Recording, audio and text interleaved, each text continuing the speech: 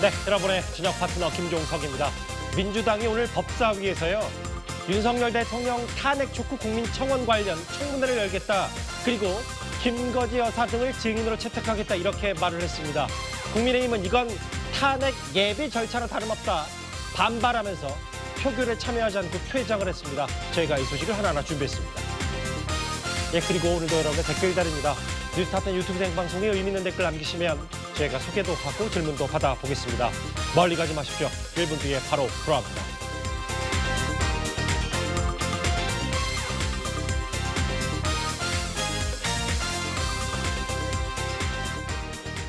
예, 오늘도 뉴스탑10이 자랑하는 뉴스 고수 네 분과 함께합니다.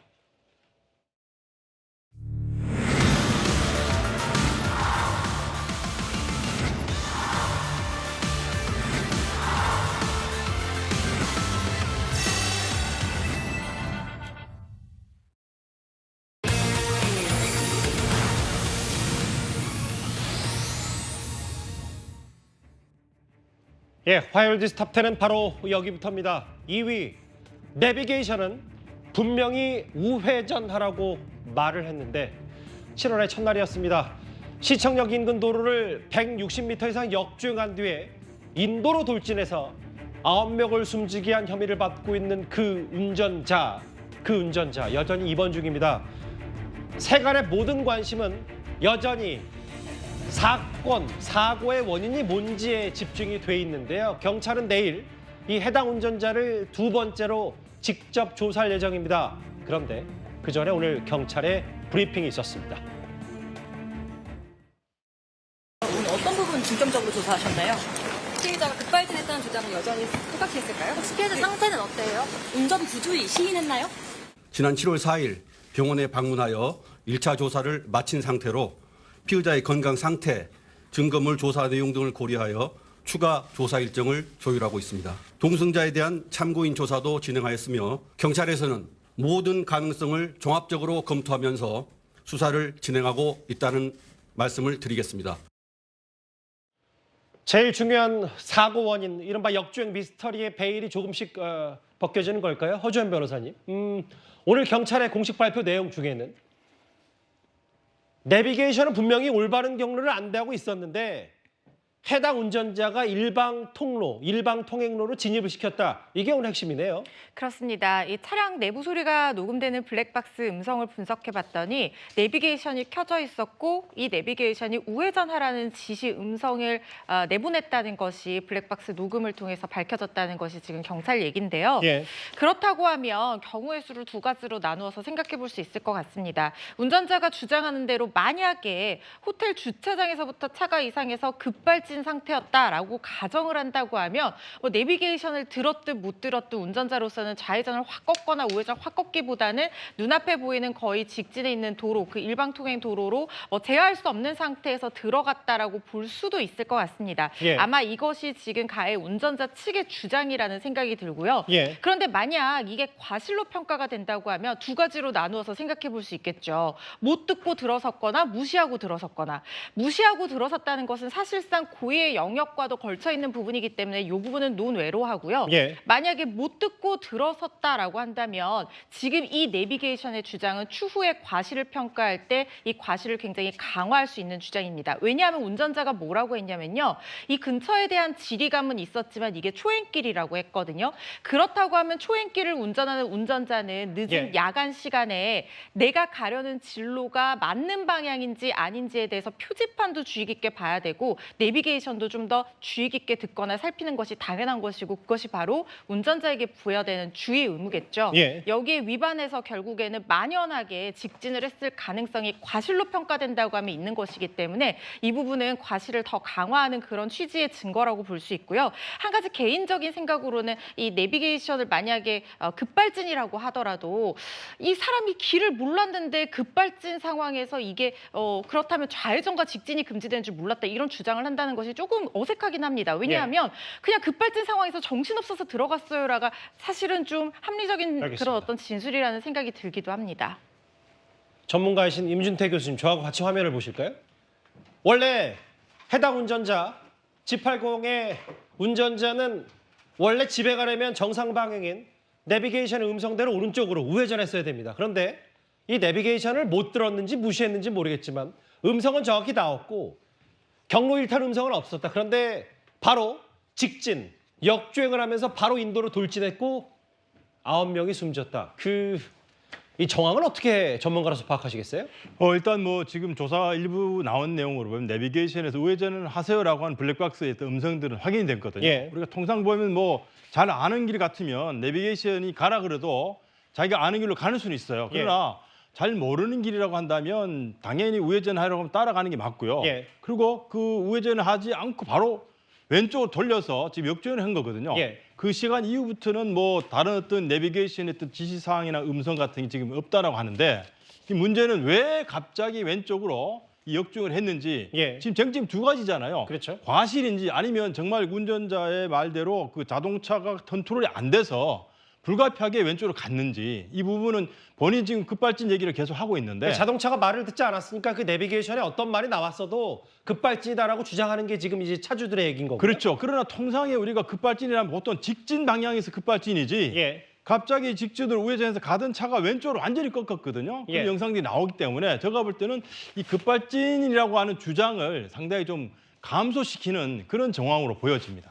사실 그 해당 호텔 지하 주차장에 나올 때 영상을 저희가 보면서 한번 하나 설명드릴 게 뭐냐면 실제로 운전하시는 분들은 대체적으로 다 아시겠지만 차량에 탑재된 내비게이션이든 이른바 휴대전화의 내비게이션이든 지하차도에서는 곧바로 작동은 안 되거든요. 이제 나온 상태에서 내비게이션이 우측으로 가라 혹은 속도 조절하라 이런 메시지가 분명히 나올 텐데 사실 경찰이 직전을 발표했던 건 저 호텔 주차장 방지턱에 나오자마자 급가속 상태였다.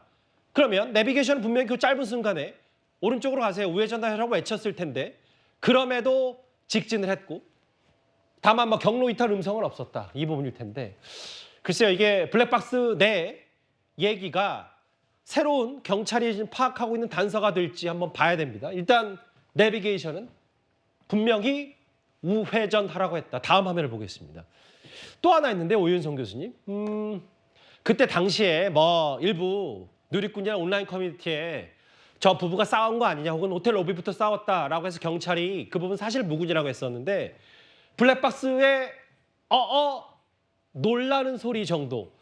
그러니까 별다른 대화와 뭐 이런 부분이 없었다는 게 오늘 경찰의 추가 브리핑 내용이거든요. 예, 그렇습니다. 지금 이제 어어라고 하는 소리는 사실 이게 제일 중요한 것이 어느 상황에서 어어라고 하는 얘기가 나왔느냐 하는 것이 중요하죠. 왜 그러냐면 지금 이미 저런 그 사고를 갖다가 내기 직전 같으면 저거는 뭐 급발진이건 아니건 상관없이 예. 어어라고 하는 소리가 나올 수밖에 없는데 예컨대 이제 이 어어라고 하는 소리가 나왔을 때 그 당시에 차가 어디에 위치했을 때부터 어어가 나왔냐라고 하는 것이 굉장히 중요하다라고 저는 예. 보고요.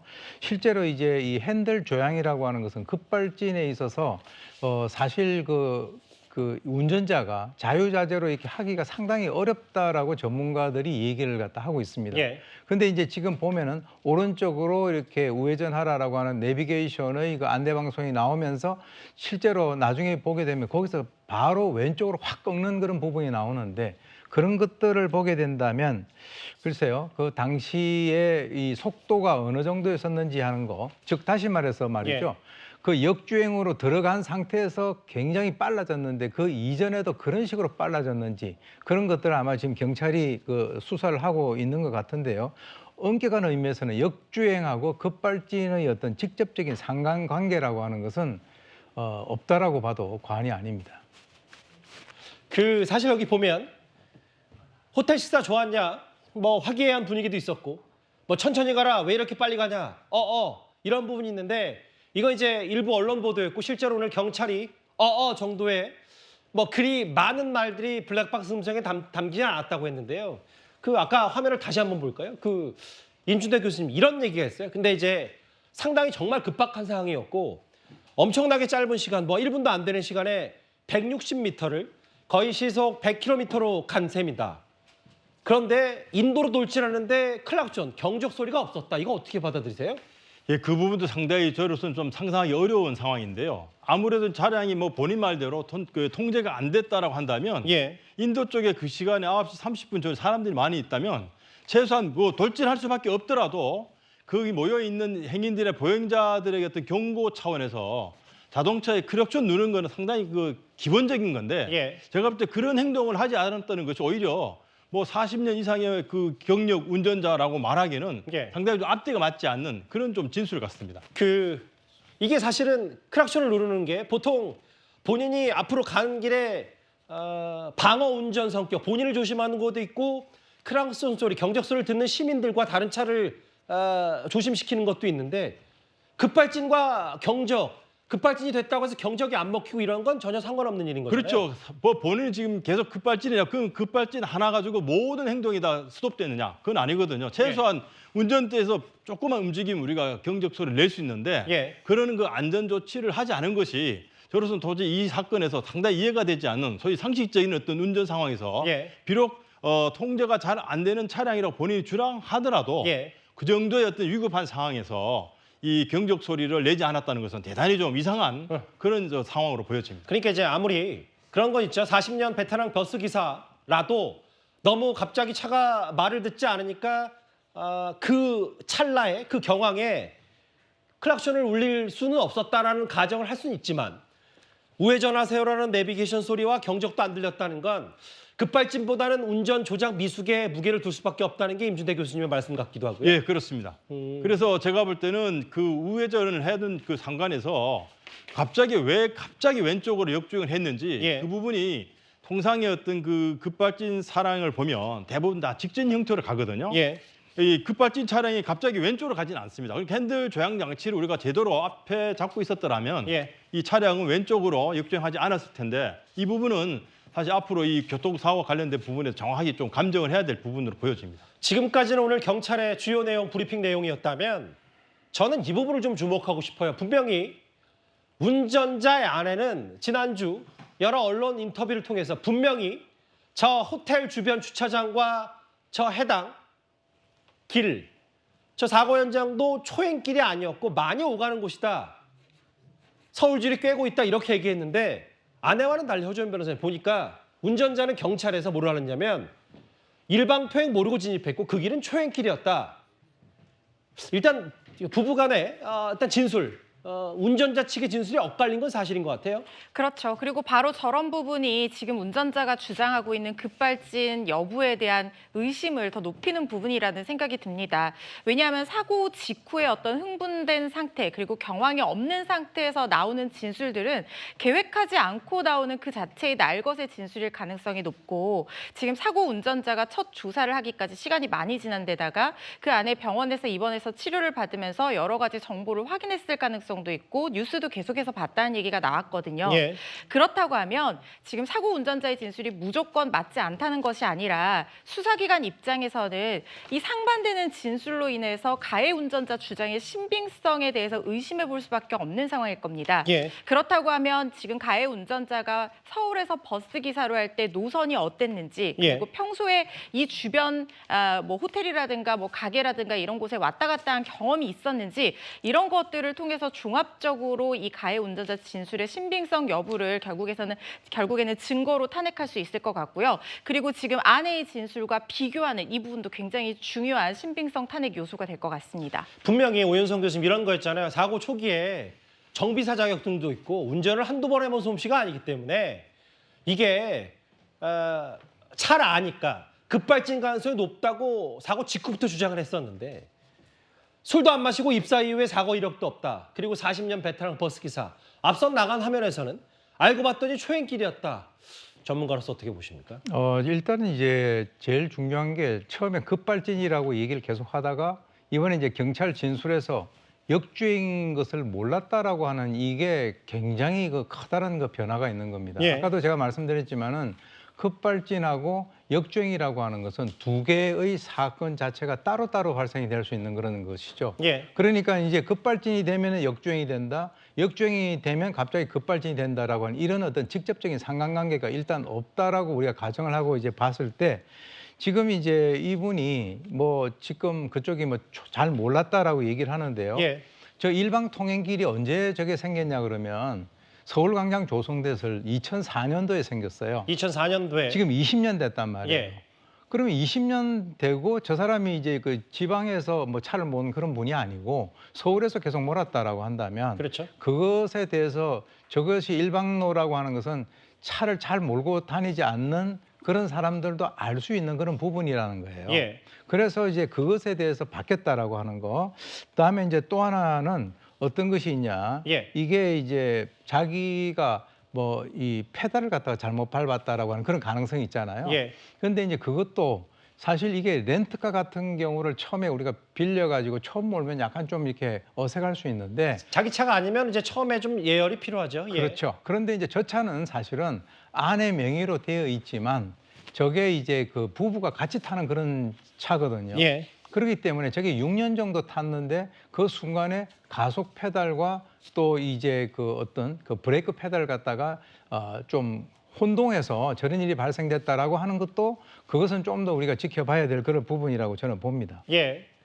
잠깐 언급했던 그 부분, 노윤성 교수께서 말씀하셨던 그 부분이에요. 오늘 경찰의 브리핑 내용 중에 뭐가 있냐면 버스 운전사 경력이 있는 이 운전자가 버스의 가속 브레이크 페달과 이 해당 차량 G80의 오른쪽 가속 페달 유사하다. 이 부분 역시 경찰이 확인할 필요가 있다는 설명까지 덧붙였습니다. 남편분은 지금 어디 가신 거죠? 여기 수비 안 쉰다고 갈비뼈가 부러졌는데 너 혹시 그 음주운전은 아니신 거죠? 운전을 안 했어요. 거기서 바로 측정했어요. 내일 버스 운전해야 되기 때문에 한 방울도 안 맞았어요. 결함 인정이 어려워서 만약 인정받게 되면 우리가 첫 번째일 거라고 아내는 말했는데요. 딸은 현대차 같은 큰 회사와 상대하면 우리가 정말 아닌데도 해당 기업이 돈을 어떻게 써서라도 아니라고 무마할 것이다. 현대에 결함이 있다고 하면 누가 사겠냐라는 의견을 갖고 있다고 전했습니다. 지난주에 운전자를 직접 만나고 왔던 동아일보 최원영 기자가 우리는 급발진을 주장했기 때문에 앞으로 큰 싸움을 벌일 거다라는 게 운전자 측의 얘기였다. 저 얘기를 좀 전해드렸다면 잠깐만요. 아까 경찰이 들여다보고 있는 온라인에 지난주에 꽤 회자가 됐던 저 사진부터 먼저 만나볼까요? 예. 그러니까 버스는 브레이크, 가속 페달 둘 다 길다란 모양으로 되어 있는데 보통 오른쪽 제네시스 G80뿐만 아니라 보통 승용차들 세단은 저렇게 브레이크 페달은 좀 넓적하고 가로가 길고 가속 페달이 이제 오른쪽으로 긴데 그러니까 헷갈릴 수 있다. 근데 저게 처음에 온라인상에서는 뭐 하나의 풍문과 설이라고 생각했는데 임준태 교수님 오늘 경찰 브리핑 내용을 들어보니까 저것도 들여다봐야 된다라는 설명까지 했어요. 그렇죠. 왜냐하면 지금 이제 가해 차량 운전 기사는 버스를 주로 몰았던 그런 이제 경험을 갖고 있고 평소에 아마 이런 차량이 익숙했다고 보여지는 게 상식입니다. 예. 그러니까 아마 자가용인 그 G80 차량은 아마 특별한 경우에 뭐 가족들이나 부인하고 탔을 것 같은데 예. 이런 위급한 상황 같은 경우는 사실 자기가 평소에 익숙한 어떤 행동 패턴을 따라갈 가능성이 높습니다. 그래서 아마 경찰에서도 지금 그 사고 그 차량 운전자가 몰았던 그 제네시스와 예. 평소에 아마 운전했던 그 버스 이것의 어떤 그 페달과 이런 저 브레이크 장치들이 유사한지를 아마 검토해서 이 아주 급박한 상황에서 상당히 그 본능적인 가장 익숙한 행동의 패턴이 나타날 가능성이 있기 때문에 예. 혹시라도 이 버스와 그 제네시스 G80의 차량의 어떤 그 유사성 때문에 이 페달을 밟는데 이 예를 들면 브레이크 페달을 밟아야 되는데 가속 페달을 밟은 것이 아닌가라고 하는 그런 추정도 아마 하면서 예. 그 부분에 대한 조사도 할 것으로 저는 예상을 하고 있습니다. 그러니까 지난주에 일부 버스 기사가 뭐라 그랬냐면 베테랑 버스 기사들도 브레이크와 가속 페달 착각할 수 있다라는 얘기를 했는데 경찰도 이 부분을 들여다보고 있다. 그럼 이쯤 되면 다시 운전자 아내 얘기를 좀 해볼 수도 있을 것 같아요. 그 허주연 변호사님. 실제로 저희 지난주에 뉴스탑10에 짚어봤는데 다음 화면을 보겠습니다. 왜 그렇게 역중을 했냐고 물었더니 밟을수록 더 가속이 돼서 단언할 수 없습니다만 헷갈렸을 가능성도 경찰이 그래서 염두에 두는 거다. 그럼 이 내용을 보고 그런 정도의 추론은 가능한 겁니까? 밟을수록 더 가속이 됐다. 브레이크를 밟을수록 차가 더 나갔다는 얘기는 사실은 브레이크와 엑셀을 착각했을 가능성을 내재하고 있는 말일 수 있죠. 그리고 아까 말씀드린 것처럼 사고 직후에 경황이 없고 당황한 상태에서 날것의 진술이라고 하면 그 부분에 있어서는 뭔가 다른 어떤 요소의 개입이 조금 줄어든다고 볼 여지도 있다는 생각이 들거든요. 예. 그걸 아내가 들었다는 것인데 물론 이 운전자 얘기를 브레이크를 밟을수록 괄호 열고 딱딱해서 들어가지 않았고 가로 닫고 가속이 됐다. 이렇게 해석할 수도 있겠지만 그 정신없는 와중에 브레이크 밟았으니까 밟았는데 들어가지 않았다 딱딱했다 이렇게 말하기보다는 밟을수록 더 가속이 됐다라고 얘기를 했던 것과 지금 이제 와서야 브레이크를 밟았으니까 딱딱했다라고 얘기를 하는 것은 사실상 좀 배치되는 부분이 있거든요. 예. 그렇기 때문에 착각 가능성에 무게를 두고 수사기관으로서는 살펴볼 수밖에 없는 상황이라는 생각이 듭니다. 그러게요. 브레이크 결함. 처음부터 끝까지 브레이크 밟았다. 그런데 이제부터 정말 사고 원인을 밝혀내는데 중요한 게 핵심 정황 증거, 수치, 팩트 이런 부분이니까요. 이현정 의원님. 네. 실제로 브레이크가 작동된 흔적은 없다. 안 밟아서 작동이 안 된 흔적이 없는 건지 혹은 밟았는데 급가속이어서 아니죠. 정확히는 급발진이어서 안 됐는지 이걸 경찰이 보고 있는데 구체적인 정황 증거는 급발진보다는 좀 다른 쪽에 계속 무게가 실리는 것 같거든요. 그렇죠. 원래 사고가 나면 중요한 증거가 두 가지가 있습니다. 그러니까 블랙박스와 EDR, 즉 예. 이벤트 데이터 레코더라는 장치가 있는데요. 사고 기록 장치입니다. 이게 이제 엔진에 연결이 돼서 예를 들어서 RPM이 얼마인지, 브레이크를 밟았는지, 가속 페달을 밟았는지 등등에 대한 어떤 기록들이 여기에 남아 있는 것이거든요. 지금 현재 이제 국가수가 이걸 분석하고 있는 것 같습니다. 좀 전에 우리가 이야기했지만 사고 운전자 같은 경우는 브레이크를 밟았는데 딱딱했다라고 이야기를 하지 않습니까? 근데 지금 보면 브레이크를 밟았다는 기록이 EDR에는 남아 있질 않아요. 대신 이제 여기는 가속 페달을 밟았다는 기록만 남아 있습니다. 자, 근데 문제는 차가 급가속을 하다가 나중에 차가 정차를 하거든요. 그때 보면 이제 이 뒤에 브레이크 등이 들어오는 그 장면이 있습니다. 예. 자, 그렇다면 지금 운전자 진술이 급발진이라고 이야기한다면 그럼 왜 그 구간만 급발진을 했을까? 그에 대한 이제 의문이 분명히 남아 있는 것이거든요. 물론 뭐 EDR 장치는 이 급발진이 될 경우에는 데이터의 신빙성이 없어서 예. 사실은 증거로 채택하기는 어렵다고 합니다.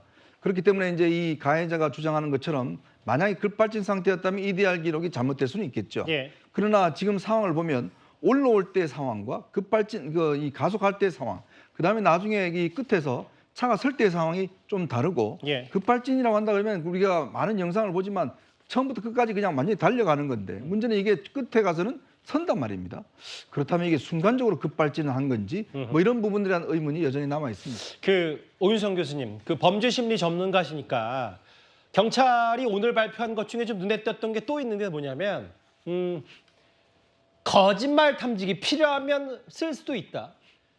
지금 몸 상태, 폐 부분에 좀 안 좋아서 갈비뼈가 부러졌기 때문에 진술과 답변은 잘해주는데 중간중간 통증을 호소하고 있다. 몸 상태가 좀 나아지면 거짓말 탐지기. 그러니까 거짓말 탐지기라는 게 단순히 그 운전자가 거짓말을 했다 아니다를 가려내는 것보다 피해자가 지금 본인은 실제로 행동은 그렇게 하지 않았지만 차고 본인이 그 부분을 잘못 이해하고 알아듣고 이렇게 진술할 수도 있다. 이런 가능성까지 거짓말 탐지기 가려낼 수 있는 겁니까? 뭐 사실 이제 그런 식으로 보는 것이 아니라 예. 어떻게 보면 경찰의 입장에서는 이분이 얘기하는 것 자체에 대해서 그 진술의 신빙성에 대해서 의심을 하고 있다라고 하는 아하. 그런 의미입니다. 왜 그러냐면 지금 이제 저도 이제 이 최초 사고가 났을 때부터 이 사건을 들여다봤을 때 몇 가지 제가 지적하지 않았습니까? 아내의 입장에서 사망자가 발생됐다라고 하는 그것에 대해서 자기가 TV 뉴스를 보고 알게 됐다라고 얘기하는 점. 그다음에 또 하나는 이분이 이제 출발할 때부터 차가 이상했다라고 하는데 그렇다면 통상 이 베테랑 같으면 차를 갖다 옆에 세운다든가 해야 되는데 사실은 이제 거기에서 우회전으로 하라라고 했을 때 왼쪽으로 가면서 이제 역주행을 갖다 했는데 예. 이 역주행이라고 하는 얘기도 처음부터 얘기가 안 나왔단 말이에요. 왜 그러냐면 이 남자 이분이 사고가 저렇게 엄청난 그 어떤 그 사상자가 발생된 그 상황에서 자기 아는 지인 2명에게 전화를 해서 예. 이거는 급발진이다라고 얘기를 할 정도의 정신적인 여유가 있었는가 하는 그런 점. 예. 보통 보면 저게 혼이 나가는 거거든요. 그러니까 뭔가 초기 단계에 이거는 급발진이었다라고 하는 것을 주위 사람들한테 사실 저런 사건이 발생이 됐는데 어디에다 전화를 할 생각을 거의 못 하거든요. 뭐 보통 그렇다는 거죠. 보통 인도를 그렇습니다. 돌진하는 참사가 벌어졌는데 그렇습니다. 그런 그게 경황이 이제 있었느냐라는 의심. 뭐 이런 여러 가지 것들 그리고 이제 아까 얘기 나왔던 그 브레이크 등 같은 경우도 예. 지금 이제 보게 되면요 차량이 2대가 오는데 그 사이를 갖다가 이렇게 빠져나가는 게 있어요. 예. 근데 이제 만약에 차하고 차끼리 부딪혔더라면 그러면은 지금 사람들을 저렇게 한 것보다는 상당히 좀 이렇게 손상이 좀 이게 사망자라든가 이런 게 줄어들지 않았었는가? 이런 참사가 좀 줄어들 수 있었을 줄어들 수 텐데, 있다. 그래서 이제 그런 여러 가지 것들. 아까 이제 그 이현정 그 위원님 말씀을 하셨는데 예. 이 그 급발진이라고 하는 것은 통상 직진으로 나갑니다. 예. 직진으로 나오고 최종적으로 마무리는 어떤 구조물 같은데 부딪히면서 끝나버리거든요. 그렇죠. 그런 일반적인 그 급발진의 어떤 상황과 너무나 다르다라고 하는 이런 점들을 경찰이 좀 약간 그 의문을 갖고 있지 않는가. 그래서 거짓말 탐지기라고 하는 얘기가 나온 것 같습니다. 그 임준태 교수님 전문가시기도 하니까 지금 뭐 경찰이 사건을 이제 촘촘히 재구성하는 단계라고 했고 재구성을 어떻게 하는지 그러면 지금 정도의 경찰 브리핑 내용이면 한 대략 70~80% 정도의 조사와 수사는 끝난 건지 어떻게 보세요? 그렇죠. 지금 뭐 통상 우리가 9시 27분경이니까 예. 이 뭐 짧은 한 160m 거리에서 일어난 사건 시간은 뭐 5분이 채 안 될 겁니다. 예. 그러다 보면 이 조선 호텔 쪽에서 나오면서 이 160m 구간에 역주행하면서 일어난 사건들의 순서대로 예. 일단 본인 진술도 있지만 이 조선 호텔 주변이라든지 160m 이제 한 12대 CCTV 카메라, 예. 그다음에 이제 보행자 중에 다친 사람, 예. 목격한 사람, 또 차량의 블랙박스 상태 이런 것들 종합적으로 해서 한 5분에 걸친 어떤 그 차량의 이동 과정에서 사고가 발생한 스토리를 우리가 만드는 거죠. 그래서 아주 이게 뭐 아직까지 EDR이 정확한 분석 결과가 거의 또 첨가가 되겠지만 예. 이런 정도를 통해서 이러이러한 방식으로 해서 운전을 하다가 이렇게 인도를 돌진하면서 사람을 사상기 이르게 해서 조금 더 진행하다가 12번 출구 앞에서 차가 멈췄다. 예. 이러한 그 한 5분 이내의 그 상황을 이 시간 순서대로 우리가 재구성을 하는 것이죠. 그래서 이 범죄 현장, 소위 말해서 여기서는 이제 사고 현장, 현장이요. 그다음에 차량의 블랙박스, 뭐 CCTV, 그다음에 운전자의 진술, 또 주변 목격자의 진술 이런 것들을 종합적으로 판단해서 하나의 스토리를 이 추정할 수 있도록. 예를 들면 이 내용은 이제 검사도 봐야 되고, 그렇죠. 나중에 이제 법원에서도 봐야 될 거 아니에요. 그냥 만약에 재판을 우리가 넘겨치면 그렇죠. 예. 뭐 블랙박스만 내 가지고 다 증명하는 건 아니거든요. 그래서 예. 일정한 적어도 한 5분 정도 이 스토리를 예. 이 실제와 가장 유사한 예. 이건 정확한 분석을 통해서 만들어내는 하나의 그 기록이라고 볼 수 있습니다. 알겠습니다. 그런데 이 역주행 참사 이후에 좀 더 저희가 그런 기사들, 해당 사고들을 눈여겨봐서 그런지 모르겠지만 일주일 새에 급발진을 주장하는 사고가 잇따르고 있습니다. 일단 먼저 이틀 전 오후에 있었던 서울 용산 이촌동에서 벌어진 저렇게 70대 택시 운전자가 4중 추돌 사고를 낸 뒤에 급발진을 주장했던 저 사건도 있는데 그런데요. 저거는 이제 이틀 전 용산이었고요. 허주현 변호사님. 오늘 수원에서도 급발진을 주장하는 한 운전자가 나타났어요. 네, 오늘 아침 8시 20분쯤에 수원 화서동에서 승용차를 몰던 이 70대 운전자가 사고를 냈는데요. 중앙선을 넘어서 맞은편에 있던 피해 차량 한 대를 치고 그리고 나서도 4대를 더 연달아 추돌을 하고 결국 멈춰섰다고 합니다. 운전자가 지금 급발진을 주장하고 있는 상황이에요.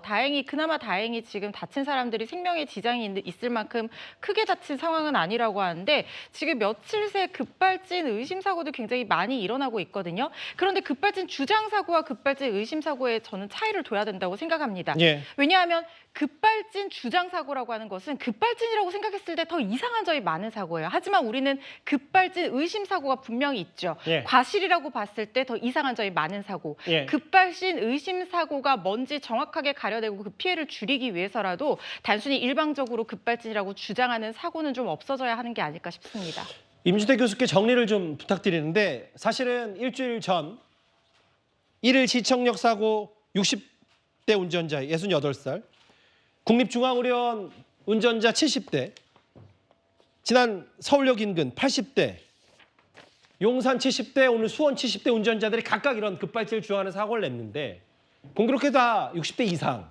이게 뭐 오세훈 시장 말처럼 분명히 뭐 고령자들의 면허를 다 뺏어라 이런 차원의 문제는 아니지만 최근에 급발진 주장 의심 사고가 있는데 또 대부분 고령자다. 이걸 어떻게 사회적으로 극복해야 될지가 궁금하거든요. 실제로 지금 뭐 이 유사한 사례들이 대부분 65세 이상의 어떤 그 노인층의 운전자들에게 관련된 사건이 꽤 많습니다. 이게 물론 우연의 일치라고 보기는 좀 어려운 게 사실 60대 중후반 또 70세까지 이르게 되면 상당한 정도의 어떤 인지력이 저하가 됩니다. 그러니까 어떤 위급한 상황에 대처할 수 있는 그런 순간적인 그 움직임 자체가 일반 그 젊은 사람들에 비해 떨어지기 때문에 지금과 같은 이런 사례들이 계속 이제 그 많아지는 것은 일종의 고령 운전자에 의한 어떤 그 사고 빈발 가능성이 높기 때문에 향후에 이런 그 고령 운전자에 대한 운전면허 자진 반납제도 이미 벌써 상당히 많은 논의가 있었는데 예. 최근에 이런 사고들이 계속 이제 연속적으로 일어나기 때문에 저는 뭐 급발진 사고가 아니더라 하더라도 이 고령 운전자들의 어떤 잠재적 사고 가능성을 우리가 본다면 예. 향후에 어떤 제도적인 어떤 그 변화가 좀 필요한 것으로 보여집니다. 알겠습니다.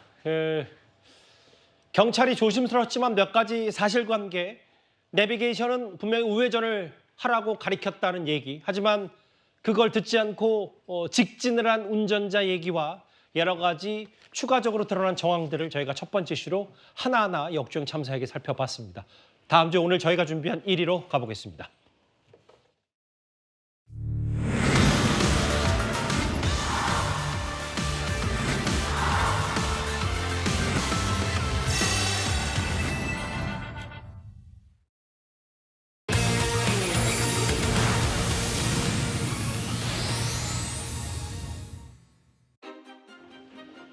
어, 4위는 이렇고요.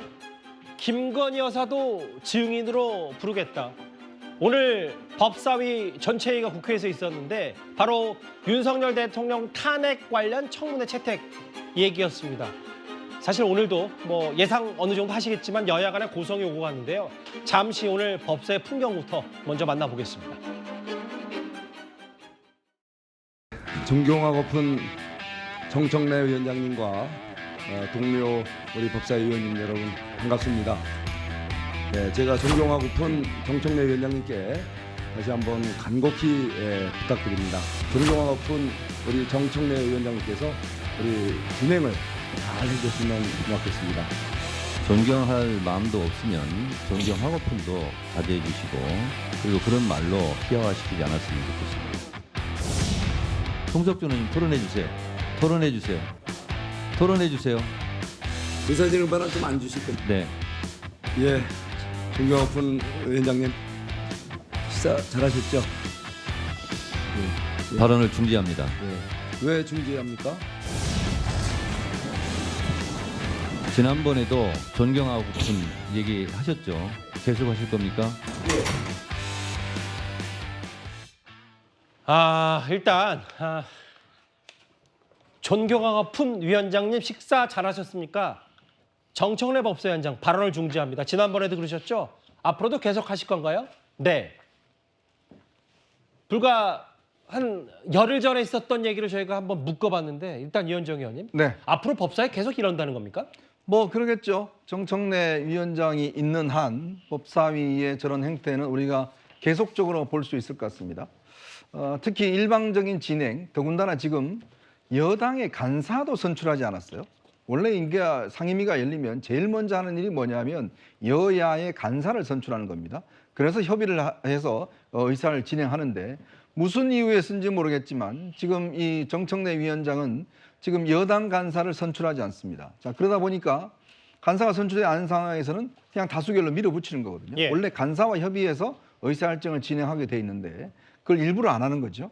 그렇게 지금 진행을 하고 있고 특히 뭐 본인이 가지고 있는 상임위원장으로서의 권한을 최대한 지금 써서 뭐 퇴장시킨다든지 10분 뭐 발언을 중지시킨다든지 예. 저런 행태를 하고 있는 것인데 과연 이게 정말 무슨 회의를 주재하는 건지 뭔가 일방적으로 보기 위해서 하는 건지 오늘도 마찬가지지만 예. 저 상임위원장 이 회의 자리에 유튜브나 이런 사람들 전부 다 출입을 허용시켰어요. 아하. 결국은 보여주기식 지금 진행을 하고 있다. 예. 결국 지금 탄핵으로 가기 위해서 갑작스럽게 지금 원래는요 검사 사인에 대한 탄핵인 한다라고 이야기를 했지 않습니까? 갑자기 그건 뒤로 밀어놓고 이제 140만 명에 달하는 청원이 있으니까 그걸로 지금 탄핵 청문회를 하겠다는 거 아니겠습니까? 말씀 그렇 죄송한데 맞아요. 오늘 4명의 검사에 대한 탄핵을 법사위에서 통과시켜서 뭔가 앞으로 밀어붙일 태세를 야당 단독으로 했던 모양인데 최근에 그 탄핵 사유와 뭐 이런 거에 대해서 당내에서 말들이 많으니까 일단 다른 것부터 했다 뭐 이 말씀을 하시는 거예요? 그렇죠. 갑작스럽게 이렇게 지금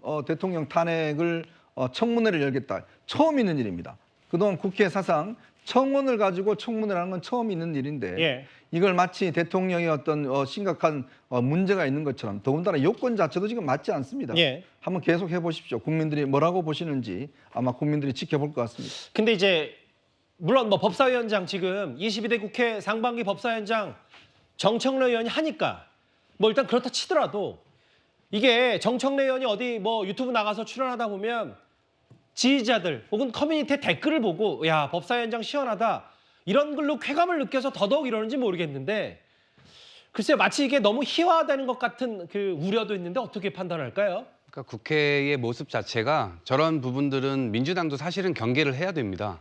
왜냐하면 국민들께서 국회에 요구하고 있는 것들이 있고 다만 저런 모습들을 보일 때 아마 정청래 위원장도 현장에서 국민의힘 의원들께서 국회의원이라고 하는 직분 그리고 상임위 장의서의 태도 이런 것들이 진중하지 않다라고 하는 것에 아마 좀 진절머리 나 있을 겁니다. 그리고 개원도 계속해서 뒤로 늦춰졌고 그런 상태에서 집권 여당의 책임 있는 모습들을 보이지 않으니까 저렇게 좀 짜증 섞인 반응으로 이렇게 얘기를 하는데 예. 이런 것들이 계속해서 진전된 모습으로 또 보이게 되게 되면 국민들께서도 국회에 대한 회의감 이런 것들은 계속 더 깊어지지 않을까? 그래서 다수당으로서 어떤 무게감을 보이는 것도 굉장히 중요하니까 그런 점에서 좀 유념할 필요가 있다 이렇게 생각합니다. 앞으로도 정청래 법사위원장 뒷말들은 많이 나올 것 같아요. 그런데 좀 더 본질로 가볼까요?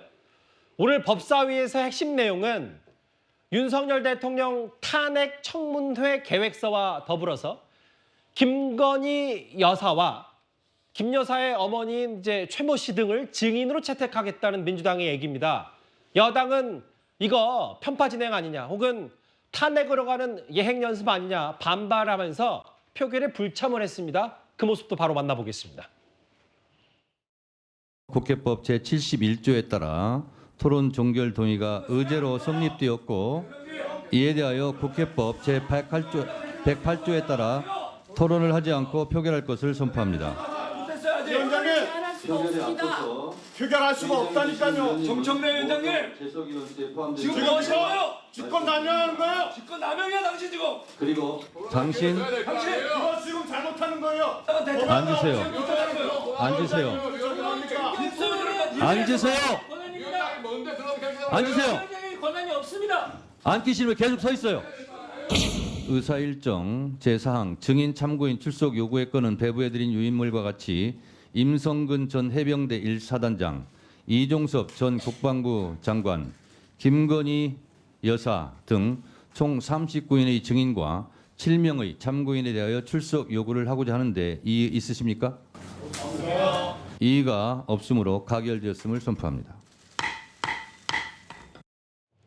마지막은 이의가 없겠죠. 왜냐하면 국민의힘 소속 의원들, 법사위원들이 표결에 불참하고 퇴장을 한 상태였으니까요. 글쎄요, 쭉 영상을 보니까 정청래 법사위원장이 이거 이렇게 좀 얘기가 많이 나오면 뉴스탑10에서도 짚어보지 않을까라는 심정 때문에 저렇게 더 MC로서의 무슨 뭐 개인기를 보내는지 모르겠지만 여러 가지 생각이 많이 드는데요. 일단 김진욱 대변인, 토론하지 않고 표결에 바로 붙여서 김건희 여사 등을 증인으로 채택하겠다. 민주당 단독, 야당 함께 밀어붙였어요. 저도 좀 아쉬운 대목이 있어요. 사실 지금 그 국민의힘 의원님들이 대체 토론을 신청을 했는데 아마도 정청래 위원장이 보기에는 대체 토론을 빌미로 삼아서 어차피 반대할 거다 이렇게 생각을 했던 것 같습니다. 그러나 그렇다 하더라도 대체 토론의 기회를 전 줬으면 좋았을 것 같다라는 좀 아쉬움이 좀 들고요. 어쨌든 이 탄핵 청문회를 19일과 26일에 나눠서 지금 하기로 이제 했으니까 19일 날은 최혜병 사망 사건에 대한 수사 외압 의혹에 대해서 청문회를 하고 26일 날은 김건희 여사에 관련된 도이치모터스 주가 조작 의혹이라든지 아니면 명품백 수수 의혹에 대한 부분에 대한 청문회를 진행하겠다고 하니까요. 좀 봤으면 좋겠는데 앞으로의 이 법사위 운영이 계속해서 이렇게 갈 것이냐 하는 걸 놓고 본다면 이렇게 가면 안 된다. 이렇게 가면 아무리 정당한 일을 하더라도 명분에서 밀릴 수 있다라는 점도 좀 기억했으면 좋겠다는 그러니까 그 얘기는 뭐 민주당 소속이시긴 합니다만 정청래 법사위원장이 어쨌든 수순과 절차를 밟아서 하더라도 할 때는 해야 이런 나중에 여러 가지 뒤탈은 없다라는 말씀도 해주신 것 같은데 박상수 변호사님. 글쎄 이제 앞으로 법사위에서 무슨 약간의 이제 이름을 처음 들어본 입법청문회라든지 혹은 이러한 청원이 있기 때문에 대통령 탄핵 청문회도 하겠다. 이걸 국민의힘에서 봤을 때는 이거 대통령 탄핵 예행 연습 뭐 이렇게까지 보고 있더라고요. 그러니까 사실 국회는 대의민주주의가 실현되는 민의의 전당이라고 이야기를 할 수가 있습니다. 이 청원제도라는 것은 이와 같은 대의민주주의를 보완하는 제도라고 볼 수가 있는데 청원이 어느 요건이 뭐 지금 충족되었다고 해서 국회에서 무조건 그것을 해야 된다라는 것은 아니거든요. 그리고 그런 과정에서 아까 김진욱 대변인님도 말씀을 주셨지만 정당한 토론의 절차가 반드시 필요했다라는 생각이 듭니다. 근데 그러한 절차조차도 생략하고 약간 이제 뭐 봉숭아학당 개그 프로그램에 가깝게 이렇게 정치를 희화화하면서 이 안건을 통과시키는데 그 명분이 또 최상병 사건 같은 것을 명분으로 하고 있거든요. 이것이 결국에는 민주당이 밀어붙이는 최상병 특검이라던가 이런 것들이 최상병의 어떤 억울함을 풀어준다거나 유가족의 억울함을 풀어준다거나 진실을 밝혀낸다거나 이게 아니라 오로지 대통령을 탄핵시키겠다라는 정치적 목적이 있다라는 걸 그냥 은연중이 아니라 대놓고 보여주는 이러한 결과가 돼버리는 겁니다.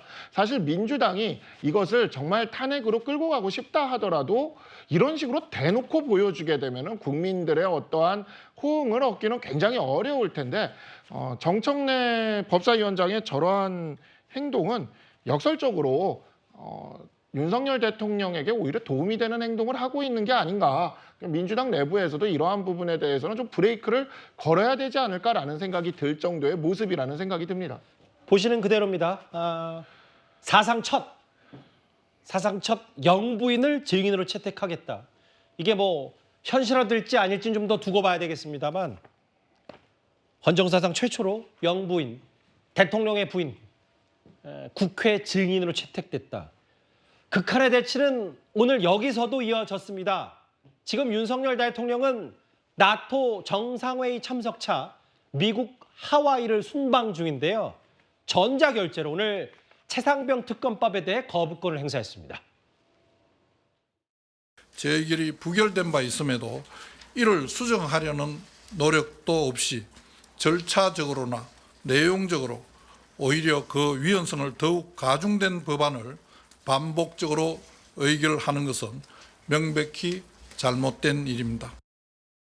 국민이 개가천선하라고 제발 정신 좀 차리라고 준 마지막 기회까지도 가차없이 짓밟은 윤석열 대통령을 강력히 규탄합니다. 대통령의 권한은 대통령 개인의 것이 아닙니다. 주권자인 국민께서 잠시 위임해준 소중한 권한입니다. 이 권한을 본인과 배우자의 범죄 연루 의혹 은폐하기 위해 사적으로 남용한다면 그 자체로 중대한 헌법과 법률 위반입니다. 특검법 거부는 대통령 스스로 범인이라고 자백한 것입니다. 민주당 중심으로 뭐 용해인 의원, 뭐 김주정 의원도 있는데 그 이현정 의원님. 대통령실의 의지는 확고하네요. 위헌성이 가중된 형태로 반복 의결된 법안이다. 거부권 행사했고 실제로 국회로 다시 넘어오더라도 이탈표는 없을 거라고 자신을 하는 겁니까? 그렇죠. 뭐 저렇게 아까 좀 전에 보셨던 정청래 위원장이나 저렇게 진행하는데 무슨 거부권 행사 안 할 도리가 있겠습니까? 뭐 토론 자체를 일단 지금 하고 있지 않잖아요. 매일 저렇게 지금 로텐더홀에 모여서 시위만 하고 있으니 저게 지금 뭔가 대화와 타협을 하는 그런 국회의 모습은 아니지 않습니까? 자, 그렇다면 이 국회가 본인들 가지고 있는 입법권을 남용을 해서 저렇게 하고 있으면 대통령은 또 대통령 나름대로 갖고 있는 헌법상 제2요건을 가지고 거부할 수밖에 없는 그런 상황으로 극과 극으로 달려가고 있다 생각이 드는데 예. 저는 이 시점에서 왜 갑자기 지금 민주당이 지금 검사 4명에 대한 탄핵 청문회를 하려고 그랬다가 그거는 지금 뒤로 미루고 예. 왜 이 문제를 했을까라는 생각을 좀 해봤어요.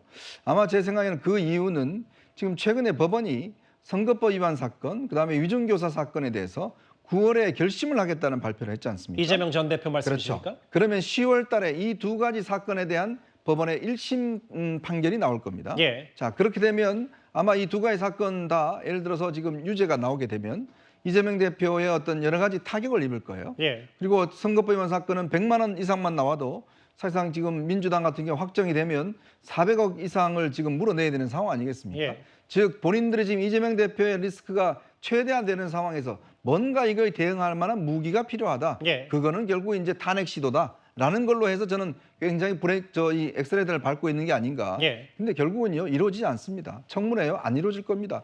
괜히 힘쓰는 그런 상황 같고 더군다나 결집시키기 위해서 장 내외에서 아마 이런 투쟁을 벌여 나갈 텐데 예. 결국은 저는 성공하지 못할 거라고 봅니다. 예. 네, 저는 정부가 어쨌든 지난 4월 총선에서 심판을 크게 당했잖아요. 예. 그럼에도 불구하고 변하는 것 아무것도 없어요. 그래서 다음 국회 때 지금 제1호 법안으로 올렸던 게 바로 이 최상병 특검법입니다. 예. 그런데 이것을 대놓고 국민 요구를 걷어찬 것에 저는 찬 것이라고 생각을 합니다. 하와이에서 15번째 거부권을 지금 행사를 했는데 저 모습도 너무나 안 좋아요. 껌먹거리 걸고 이 재가를 했다고 저런 사진들이 막 나오고 있는데 저는 대통령한테 좋지도 않다고 생각을 하고요. 이러한 국면에서 이 과정까지 오기까지 대통령이 과연 유가족들과 통화는 했는지 혹은 위로는 했는지 혹은 직접 만나서 지금 이런 정치 국면들에 대해서 설명했는지 이런 것들을 모르겠어요. 오히려 최상병 부모님께서 편지를 보내지 않았습니까? 예. 1주는 이제 된다. 그 이전에 국회에서 처리를 해주시고 내 아들의 죽음의 진상을 좀 알고 싶다라고까지 얘기를 했어요. 그런데 사실 굉장히 무성의한 태도를 계속해서 보여주면서 알겠습니다. 사실은 청년뿐만 아니라 여러 부모님들 그리고 안보까지 다 걷어찬 것에 불과하다 이렇게 생각을 합니다. 아까 이도항 의원의 논평을 그대로 받아들이고 김진욱 대변인 아까 이현정 의원 말씀처럼 이거 이재명 전 대표 관련 사법 리스크 1차 고비가 10월이다. 위증교사든 공직선거 위반이든 그 전에 뭔가 최상병 특검법도 좀 더 법권 행사하고 그 부분 그리고 법사위 통과해서 탄핵 청문회도 하고 이거 그 이재명 전 대표 방탄 때문이다. 이거야 어떻게 생각하세요? 저는 동의하지 않습니다. 그런 말씀은 하실 수는 있는데 저는 그렇게 생각하지 않고요. 왜냐하면 이재명 대표가 10월에 어떤 1심들에서 선고가 나온다고 하더라도 그것으로 의원직을 상실하거나 아니면 그것으로 어떤 다른 대표의 지위에 영향을 받을 상황은 아니에요. 예. 어차피 대법까지 가야 되는 상황이기 때문에 길게 남아 있습니다. 그것을 갑자기 탄핵으로 덮을 수 있다? 지금 탄핵이라는 것도 지금 이제 아까 국회 법사위의 청문회를 갖다가 바로 탄핵으로 연결시키시는데 그건 아니죠.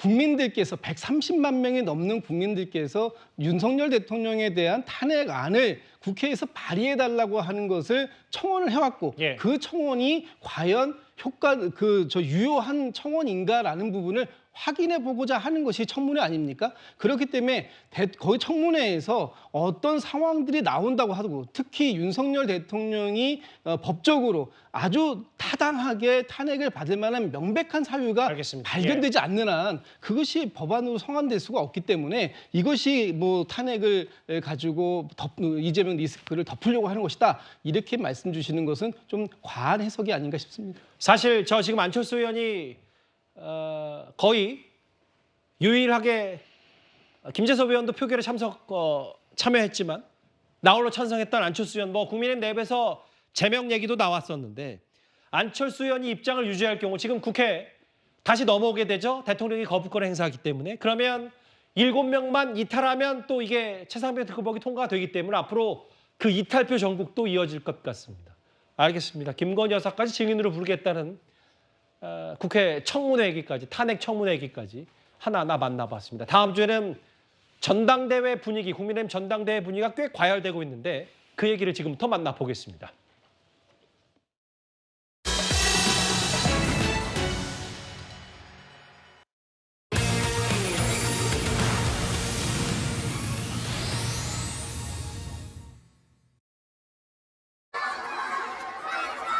아니 하지 마요.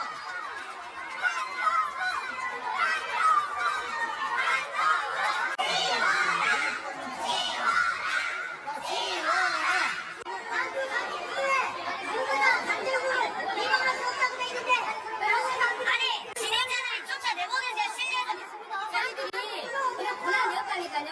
아 이게 불법이라니까요. 경찰에 신고를 하셔야죠.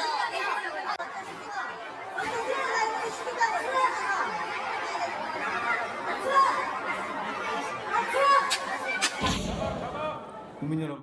잠시만 조용히 해주시고요. 정기 발표 시작하시면 되겠습니다. 절반이 넘는 50. 정견 발표 전에 자막에 오기가 있었던 점 사과와 양해 말씀 드리겠습니다. 앞서 지금 장면, 정말 과열된 국민의힘의 전당대회 분위기를 상징하는 그 장면이었습니다. 어제 광주에서 열린 첫 합동 토론회, 일부 당원이 한동훈 후보 사퇴 이런 손팻말을 들고 나오니까 뭐 소동도 있었고요. 지금 여러 가지 공교로운 장면들이 많이 연출이 되고 있습니다. 한동훈 후보를 가리켜서 뭐 최고 위원 후보라는 얘기도 좀 만나봤고요. 오늘 상황부터 먼저 좀 짚어봐야 될 것 같은데 이현종 의원님. 네. 오늘 토론회 전에 이른바 자유우파 정치인 모임에 한동훈 후보를 제외한 나머지 3명의 후보들이 모두 모였다. 우파, 뿌리 튼튼하게 해야 된다. 구축 필요하다. 이런 부분들이 뭔가 지금 1대3 구도는 확연하게 분명히 드러난 것 같습니다. 뭐 지금까지 해온 전체적인 과정에 보면 일단 뭐 1대3 구도가 확연하게 이제 지금 구축되어 있는 것 같고요. 특히 얼마 전에 세미준이라고 하는 이 단체가 이제 초청을 했는데 이게 사실은 한동훈 후보만 참석 요청을 하지 않고 나머지 3명의 후보는 참석하는 뭐 이런 일도 벌어진 거 아니겠습니까? 나름대로 좀 확연한 어떤 그 경계선이 있는 것 같습니다. 그런 상황인데 이제 아마 지금 토론회가 이제 시작이 됐으니까요.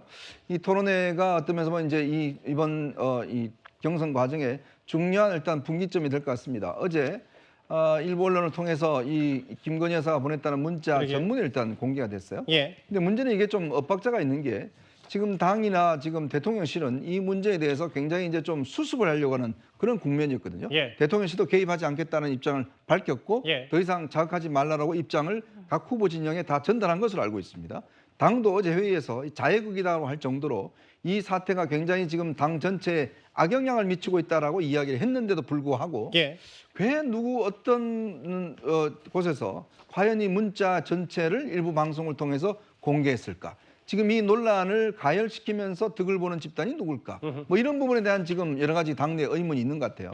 자, 그렇다면 과연 당과 대통령실이 지금 한 목소리로 이 사태를 더 이상 키우지 말아야 된다고 불구하고 계속 이 부분을 키워나가는 부분들, 이것 또한 지금 상당히 좀 의문스러운 대목입니다. 한동훈 후보 쪽에서는 저 문자 메시지를 흘린 사람 중에 이철규 의원이 있는 거 아니냐 이렇게 의심하고 있는데 오늘 이 모임에 축사자로 알려졌던 이철규 의원도 불참한 모양이에요. 그 1대3 구도, 이른바 한동훈 집중견제, 그 핵심에 바로 이 김건희 여사와 한동훈 후보 간의 문자 논란이 있죠. 한동훈 후보 쪽에서는 김 여사가 이런 공적 사안을, 공적 경로를 거치지 않고 왜 불쑥 여당의 수장과 상의했냐, 이 부분을 문제 삼고 있는데요. 지금이라도 사과하면 끝날 일이라 이런 목소리도 나옵니다. 제가 사과할 일이 있습니까? 어떤 부분 사과하라는 말이죠? 저는 당대표가 되잖아요, 앞으로. 그런데 당대표가 됐었을 때도 영부인님과 당무 관련해서 대화하지 않을 겁니다. 원캠프에서 그러던데요. 뭐 기자나 무슨 진중국에서 마치 김규환 그분이 이렇게 공작적으로 깐 거에 대해서 마치 출처가 뭐 이쪽인 것처럼 말이 안 되는 소리잖아요. 그렇죠? 그 확실히 제가 말씀드리죠. 진중국 교수든 기자든 제가 그거 보인 적 없습니다. 새로운 뉴스를 못 드려서 죄송합니다. 선관위가 하도 세게 얘기하더라고. 근데 다른 후보들이 다 그냥 돌아서자마자 그걸 무시했다 그러니까 내가 깜짝 놀랐네. 윤상현 나경원 후보는 일련의 문자 사태와 관련해서 한 후보의 사과가 필요하다고 했고 한 후보는 내가 사과할 일이 뭐가 있습니까라고 말씀하셨어요. 너 맥락에서 아니 그것도 이미 저나 저희 캠프가 이미 나간 입장이 있다니까요. 여러분들의 어떤 뉴스라는 게 새로운 걸 찾는 마음은 이해하고 저도 협조하고 싶지만 선관위의 자제 요청은 하루라도 지키는 신용이라도 해야 되지 않겠습니까? 제 입장은 그렇습니다. 강전혜 변호사님, 이제 네. 국민의힘 안에서는 아예 이런 얘기도 나왔어요. 뭐 문자 논란이고 뭐고 다 떠나서 그럼 일단 그건 과거 얘기니까 당시에 사과 의사가 진심이었다면 김건희 여사 지금이라도 늦었지만 사과하면 된다. 어떻게 들으셨어요? 그렇죠. 처음에 저 문자 메시지가 공개된 이후로 한동훈 비대위원장이 왜 저 문자를 받고서도 사과하는 자리를 만들지 않았는가에 대해서도 많이들 궁금해하셨을 것으로 생각이 되는데요. 그것을 넘어서서 생각을 해보면 또 김건희 여사 같은 경우에는 본인이 사과하겠다는 마음을 진정으로 갖고 있었다면 용산 대통령실 안에서 당과 별개로 여기에 대해서 어떤 사과 자리를 만들 수 있었을 것으로 생각이 되는데 그런데 김건희 여사가 여기에 대해서 윤석열 대통령과 상의를 한 것인가 그리고 거기에 있어서 공식적인 정무라인과 상의를 하지 않은 채 한동훈 비대위원장에게만 문자 메시지를 보낸 것인가 이 부분도 지금은 좀 의문이 있는 부분입니다. 이원석 검찰총장이 본인의 임기 안에 김건희 여사에 대한 수사도 마무리하겠다라고 했고 이게 한 9월 정도로 보이는데요. 그렇다면은 지금 문제가 되고 있는 명품백 문제라든지 그리고 도이치모터스 사건도 사실은 서울중앙지검에 같이 진행이 되고 있었기 때문에 여기에 대해서 소환이든 아니면 뭐 서면 조사든 곧 조사가 이루어질 것으로 지금 언론을 통해서 보도가 되고 있지 않습니까? 그러면 그 과정에서 아마도 대통령실에서 입장 발표가 있을 것으로 보이는데 그때 김건희 여사가 만약에 사과의 마음이 진정성이 있었다라면은 한 번쯤 이야기를 하는 과정도 있지 않을까라고 예상을 해봅니다. 그러니까 이제 국민의힘 일부 뭐 김은식 교수 얘기는 한동훈 후보가 답장을 안 했든 무시했든 뭉답했든 상관없이 지금 와서 이렇게 책임론을 할 게 아니라 김건희 여사 직접 뭐 윤 대통령이 아니라 사과할 의향이 있고 당시 이중 플레이가 아니었다면 직접 나와서 사과를 하면 될 일 아니냐 이런 목소리까지 좀 나오고 있어서요. 아까 이현정 의원 말씀은 유출 부분 뭔가 이를 더 키우는 쪽이 있다. 키우는 쪽. 그런데 지금 대통령실이든 한동훈 후보든 좀 국민의힘도 자제했으면 좋겠지만 뭔가 유출하는 쪽에 키우는 쪽 그게 문제 아니냐. 뭐 그래서 김건희 여사가 이철규 의원에게 주고 친윤 의원들이 원희룡 캠프 줬다는 걸 한동훈 캠프는 의심하고 있고 반면 원희룡 캠프 쪽은 진유건 전 교수에게 준 거 아니냐라고 했더니 양측에 또 공방도 있고요. 잠시만요. 새로운 한동훈 후보의 김건희 여사 관련 입장들이 나온 모양인데 제가 한번 읽어보겠습니다.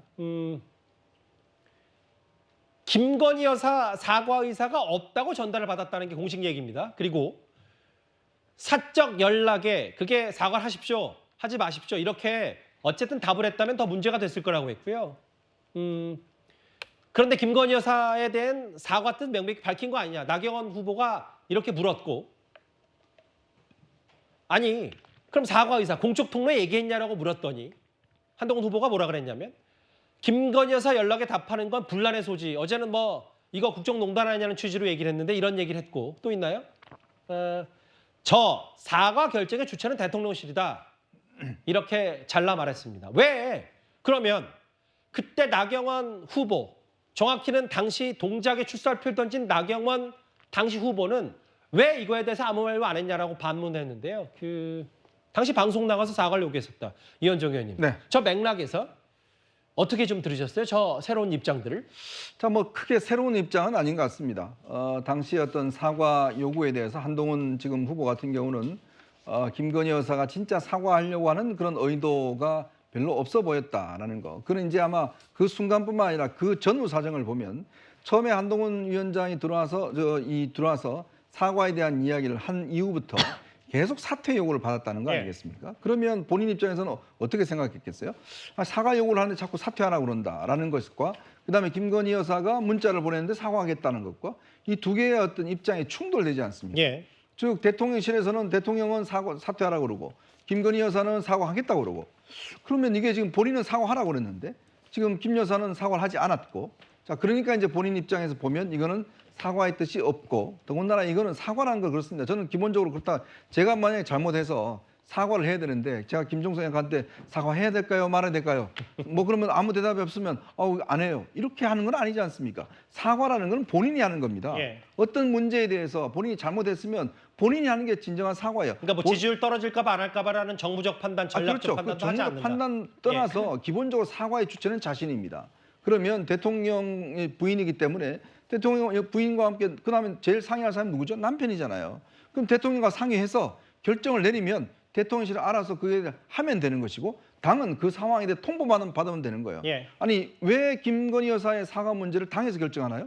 저는 그것 자체가 좀 말이 안 된다고 생각이 들거든요. 예. 왜냐하면 그러면 그 국민들이 그 사과에 대한 진정성을 믿겠습니까? 예. 아니 본인이 사과를 하려고 하는 게 아니라 당에서 하라고 그러니까 했다라고 그러면 그거는 사실은 거짓 사과잖아요.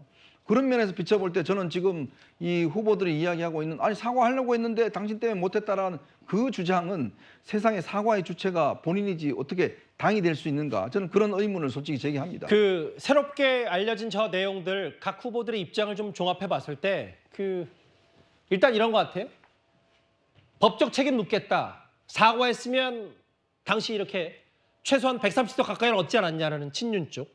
얼치기 좌파. 이거는 친윤과 원희룡 캠프의 언론 플레이고 문자 유출 누군가 했더니 유출한 사람 뭐 이철규 의원 아니냐 이런 공방 저희가 그래픽으로 꾸며봤는데요. 아까 잠시만요. 속보 내용을 다시 한번 부탁드려도 될까요? 감사합니다. 이런 거잖아요. 저 지금 내용이 핵심입니다. 김진욱 대변인님. 한동훈 전 비대위원장, 한동훈 후보 얘기는 나한테 김건희 여사 사과를 왜 일십했냐 무시했다고 비판하는데 당시에 나경원 원희룡 그러면 김건희 여사한테 직접 사과하라고 요구한 적이 있었냐? 요구했는데 내가 그걸 안 받아들였다면 지금 내가 총선 책임 있는 거라고 얘기를 할 텐데 그 입장 표명도 안 했으면서 왜 이러냐? 이렇게 반문하는 것 같거든요. 그러니까 한동훈 후보 입장에선 저렇게 얘기할 수 있어요. 그런데 한동훈 후보도 사실 1월 23일 날 대통령과 서촌에서 만나서 폴더 인사로 하면서 봉합하기 전까지만 그렇게 얘기했어요. 예. 1월 29일 문자에 보면 1월 25일 날 김건희 여사가 식사라도 하면서 오해를 풀었으면 좋겠다라고 얘기를 하고요. 1월 29일 날 대통령하고 한동훈 비대위원장과 비대위원들이 오찬을 합니다. 대통령실에서. 그리고 나서 대통령이 2월 7일 날 KBS 대담을 하시는데 거기에서 박절하지 못했고 아쉽다 정도까지만 말씀을 하시거든요. 그 이후에 한동훈 당시 비대위원장이 이 사안에 대해서 한 번도 사과를 다시 한번 공개적으로 요구하는 걸 전 들어본 적이 없어요. 그랬다라는 것은 뭐냐면 1월 29일 이 어간쯤에 어쨌든 대통령과 한동훈 당시 비대위원장은 이 문제에 대해서 더 이상 얘기하지 않는 걸로 정리를 한 게 아닌가라고 볼 수도 있기 때문에 지금 한동훈 전 비대위원장이 지금 한동훈 후보가 당시 1월 23일 이전까지의 상황을 얘기하는 부분은 저 말이 맞을 수도 있는데 1월 23일 이후의 상황하고는 좀 안 맞다라는 측면을 한번 좀 지적을 해야 될 것 같아요. 그런데 잠깐만요. 이 문자 논란 말고요. 한 발 더 나아가서 원희룡 후보가 지난 일요일인가요? 한동훈 후보 가족들과 공천을 논의했다. 이 의혹 제기에 한동훈 후보가 꽤 강경하게 나섰습니다. 일단 두 사람의 목소리 먼저 듣고 오겠습니다. 이 정도는 그냥 심각한 명예훼손 아닌가요? 구체적으로 친한 가족이 공천이 되니까 무슨 얘기를 하는 거죠? 그 부분 다시 한번 여쭤봐 주세요. 원희룡 후보한테 뭐 얘기하는 건지. 그거 마치 첨당동 첼리스트랑 똑같을 것 같아요. 말하는 게. 아예 그런 사실이 없거든요. 저는 아예 그런 사실이 없기 때문에 이 말씀 드립니다. 그런 거 있으면 제가 즉시 후보 사퇴합니다. 거짓말이면 책임지셔야 되지 않겠어요? 선관위에서 서로 새로운 공방이 될 수 있는 거는 좀 당분간 자제를 해달라. 그래서 제가 일단 그 방침에 따르겠습니다. 그래서 그 부분에 대해서는 제가 할 말이 없어서가 아니라 우리 당의 기조 그리고 지금 다른 이슈들도 지금 공방이 너무 심하지 않습니까? 그에 대한 자료가 있는데 공개를 지금 안 하고. 아니, 그러니까 더 이상 언급을 안 하겠다니까요, 지금. 더 이상 언급을 안 하겠다. 한동훈 후보가 가족과 공천 논의한 거 아니냐 의혹 제기에 한동훈 후보가 정말 아마 최대치 수준으로 발끈을 했거든요. 그 내용도 속보 자막으로 들어온 모양인데 한번 제가 읽어볼까요? 감사합니다. 원희룡 후보가 제가 가족과 공천을 논의했다고 주장을 했는데 어떤 가족과 누구와 어떤 공천을 개입했다는 건가라고 물어본 모양이에요.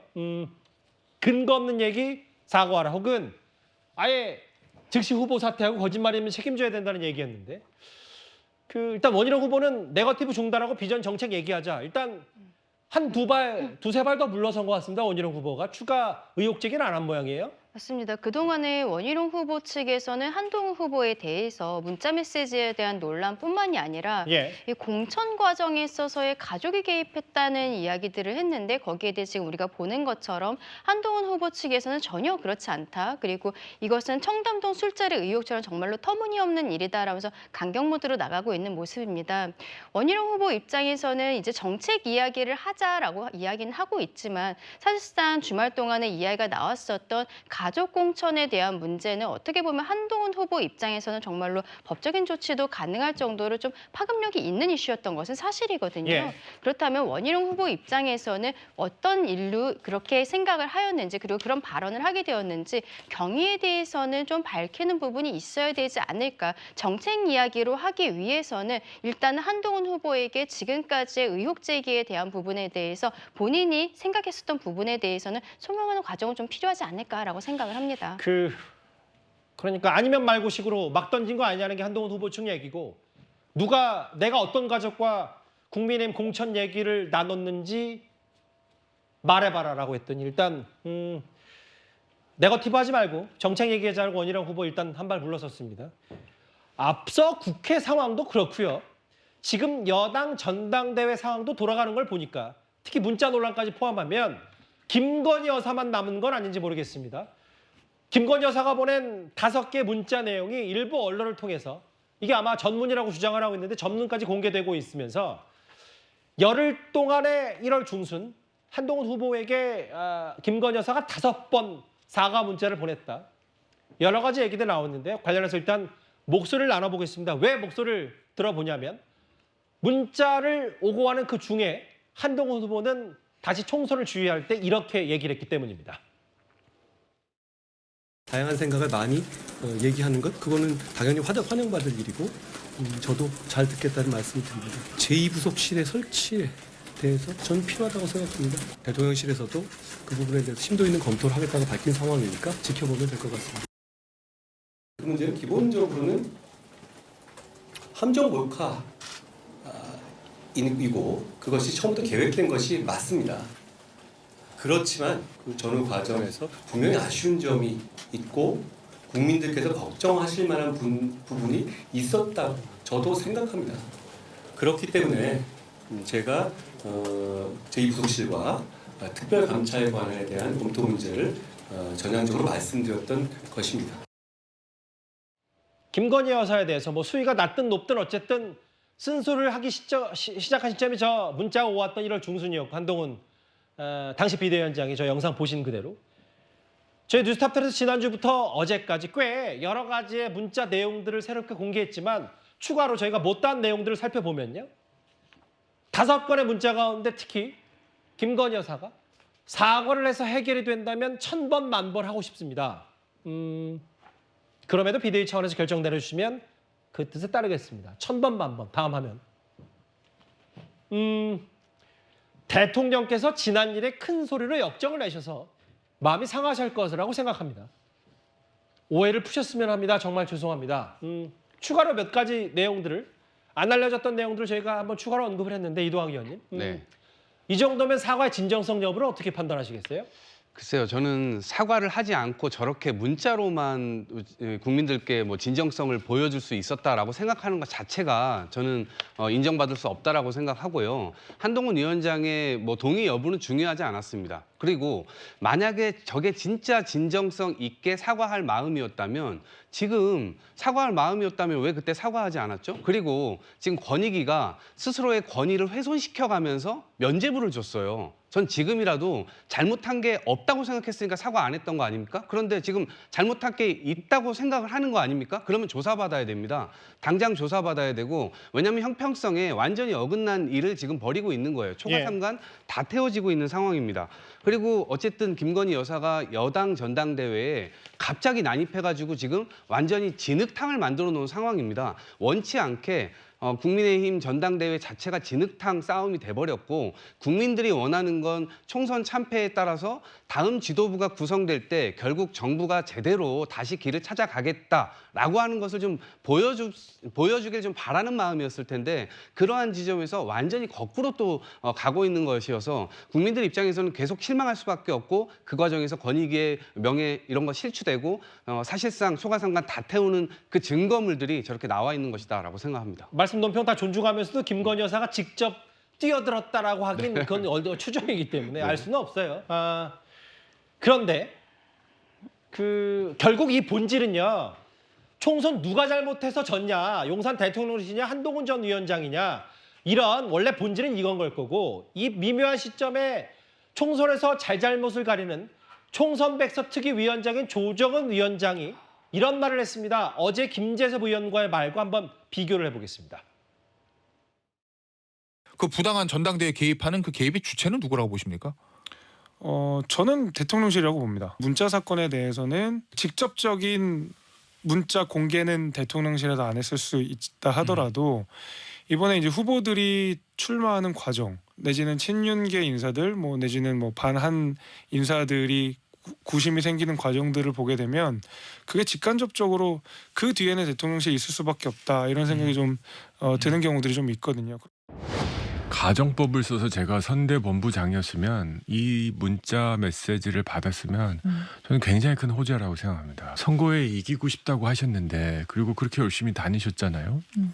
근데 100번 다니는 것보다 이거 한번 사과하는 거 진정성 있게 했다면 저는 한 20석 이상은 더 지금 우리가 있었을 거라고 짐작합니다. 5번의 제안이 더욱 변곡점이 될 수 있었다는 거죠. 이현정 의원님, 조정훈 의원의 말, 여사 사과 답이라도 했었으면 20석 더 얻었다. 어떻게 판단하세요?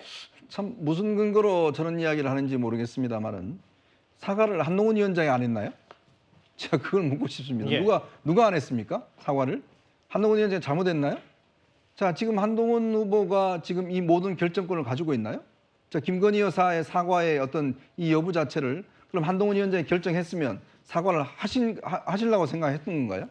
근데 문제는 한동훈 위원장이 공개적으로 국민의 눈높이 맞게끔 처신해야 된다고 몇 번 이야기를 했는데 대통령이 뭐라고 그랬습니까? 그만두라고 그랬잖아요. 비대위원장 그만두고 나가라고 그랬지 않습니까? 근데 그건 어떻게 지금 이야기를 해야 되죠? 근데 왜 그럼 이게 문제는 대통령이 지금 사과를 안 했지 않습니까? 그때 KBS 대담 때 박전하다는 표현을 썼죠? 각계 제가 알기로는 내부의 참모들도 요구를 했습니다. 예. 사과라는 말이 꼭 들어가야 된다는 말을 참모들도 요구를 했어요. 예. 그리고 각계 원로들이 이 윤 대통령과 친분인 원로들이 여러 가지 방법을 통해서 이번에는 꼭 사과라는 말을 하셔야 된다고 이야기를 했어요. 예. 근데 대통령 끝내 그 주장을 받아들이지 않았습니다. 근데 김건희 여사도 사과를 하겠다고 그랬는데 왜 대통령은 그 주장을 받아들이지 않았는 거죠? 그게 지금 문제 아닌가요? 문제의 본질은? 지금 한동훈 후보가 당시 위원장이 하지 말라고 그래서 아무 일십을 해서 사과를 안 했다는 것 자체는 이건 완전히 적반하장 문제 아닌가요? 그러니까 지금 조정훈 의원이 이야기를 하는 거는 이 한동훈 위원장이 할 게 아니라 용산을 향해서 해야 될 이야기를 지금 하고 있는 것이다. 그리고 사실은 이것만 가지고 지금 총선에 참패했습니까? 그 뒤에 벌어진 일 보십시오. 여러 가지 일들이 많이 벌어졌지 않습니까? 이정석 대사, 황상무 그렇죠. 이런 사과만 했으면 했다? 제가 볼 때는 그거는 본인이 그러면 왜 그때 당시에 그러면 한동훈 위원장을 1분이라도 더 그냥 선거 유세하려고 그러고 그럼 본인은 왜 요구를 안 했습니까? 그리고 그 중요한 사과를. 그러니까 이것 자체가 지금 너무나 적반하장이다. 왜냐? 제가 자꾸 말씀드리지만 사과를 할 주체라는 분이 주체가 안 한 상황에서 알겠습니다. 자꾸 그거를 선택하는 사람, 결정을 도와줄 사람한테 문제를 넘긴다는 거는 이거는 말이 안 되는 이야기죠. 조정훈 의원 말고도 이른바 친윤의 공세, 한동훈 위원장에 대한 공세 더 있습니다. 장해찬 전 최고위원의 목소리 들어보겠습니다. 이 5통의 문자는 영부인으로서의 자존심을 내려놓고 지난 20년 가까운 형수님과 도련님의 인연인데 사실은 그 모든 걸 내려놓고 무조건 시키는 대로 하겠습니다라는 말을 할 정도면 더 이상 어떻게 더 낮아져야 할 수 있나 싶을 정도로 낮은 자세로 사과하겠다. 불구대천의 원수가 문자를 해도 5번 문자하면 한 번은 답장할 것 같아요. 무슨 일인가 싶어서. 이렇게 명백한 일십을 거듭하면서 결국 윤석열 대통령과의 차별화, 검사 이미지를 좀 씻어내기 위한 주변 측근 그룹의 조언을 받았던 것이 아닌가 싶고 권성동 의원도 한마디 거들었는데 본인이 옛날에 당에서 높은 자리 있었을 때 김건희 여사 학력 등 위조 의혹 때 소통해서 사과를 하게 했다. 덕분에 지지율도 올랐고 한동훈 후보 사과해야 된다고 얘기를 했는데 강준하 변호사 생각은 어떠십니까? 그러니까 지금 이렇게 이야기가 나오는 분들이 사실은 우리 국민들께서도 친윤 인사라고 생각하는 분들 아니겠습니까? 권성동 의원 그리고 김기현 전 당대표 그리고 조금 아까 영상 나온 장해찬 전 최고까지 해서 이러한 분들이 이렇게 한동훈 위원장에 대해서 좋지 않게 이야기하는 부분은 대통령실에서 이번 전당대회에 개입하는 것이 아니냐라는 오히려 의혹을 불러일으킬 수 있는 부분이다. 그렇기 때문에 발언을 조금은 자제해 주시는 게 오히려 좋지 않을까라는 생각이 듭니다. 그리고 저는 개인적으로 지금 한동훈 비대위원장이 이 상황에 대해서 문자메시지 상황에 대해서 사과를 해야 되는 것인지 모르겠습니다. 조금 아까 우리 속보로 봤지만 나경원 의원이 그렇다면은 지금 그 김건희 여사의 문자메시지를 받고 나서 대통령실에 공식적인 루트로 이야기를 하였는가 이러한 것들에 대해서 한동훈 위원장이 본인이 국민들과 당원들께 납득할 수 있는 소명을 하면 되는 것이라고 저는 생각을 하거든요.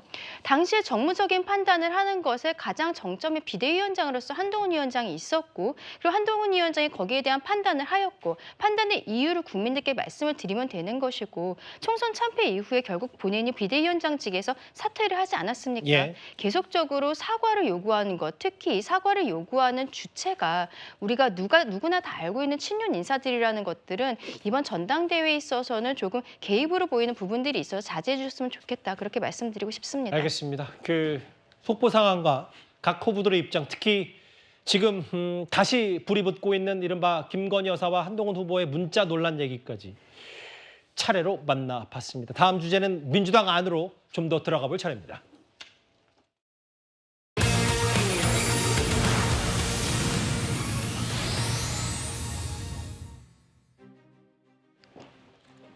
내일 이재명 전 대표가 당대표 연임 출사표를 던집니다. 사실상 단독 출마, 추대 분위기 아니냐는 해석이 많았는데 오늘 내가 친노 친문의 목소리를 대표하겠다. 도전장을 내민 사람이 있습니다. 1인 정당화가 다양성과 역동성을 제외하기 때문에 그런 점을 극복해야 되겠다. 이번 월드컵에서 아르헨티나가 우승할 거니까 그냥 경기를 하지 말고 3대 0으로 아르헨티나가 승리하는 걸로 정리합시다. 이런 거하고 비슷한 이야기잖아요.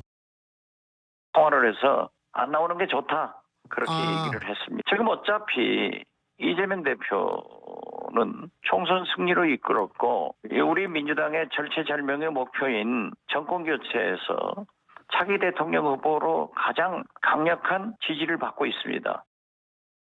당원들의 지지가 이 대표님을 지지하는 율이 80%가 지금 넘어간다고 하고 어떻게 어쩔 수가 없는 상황이 돼버린 것 같습니다.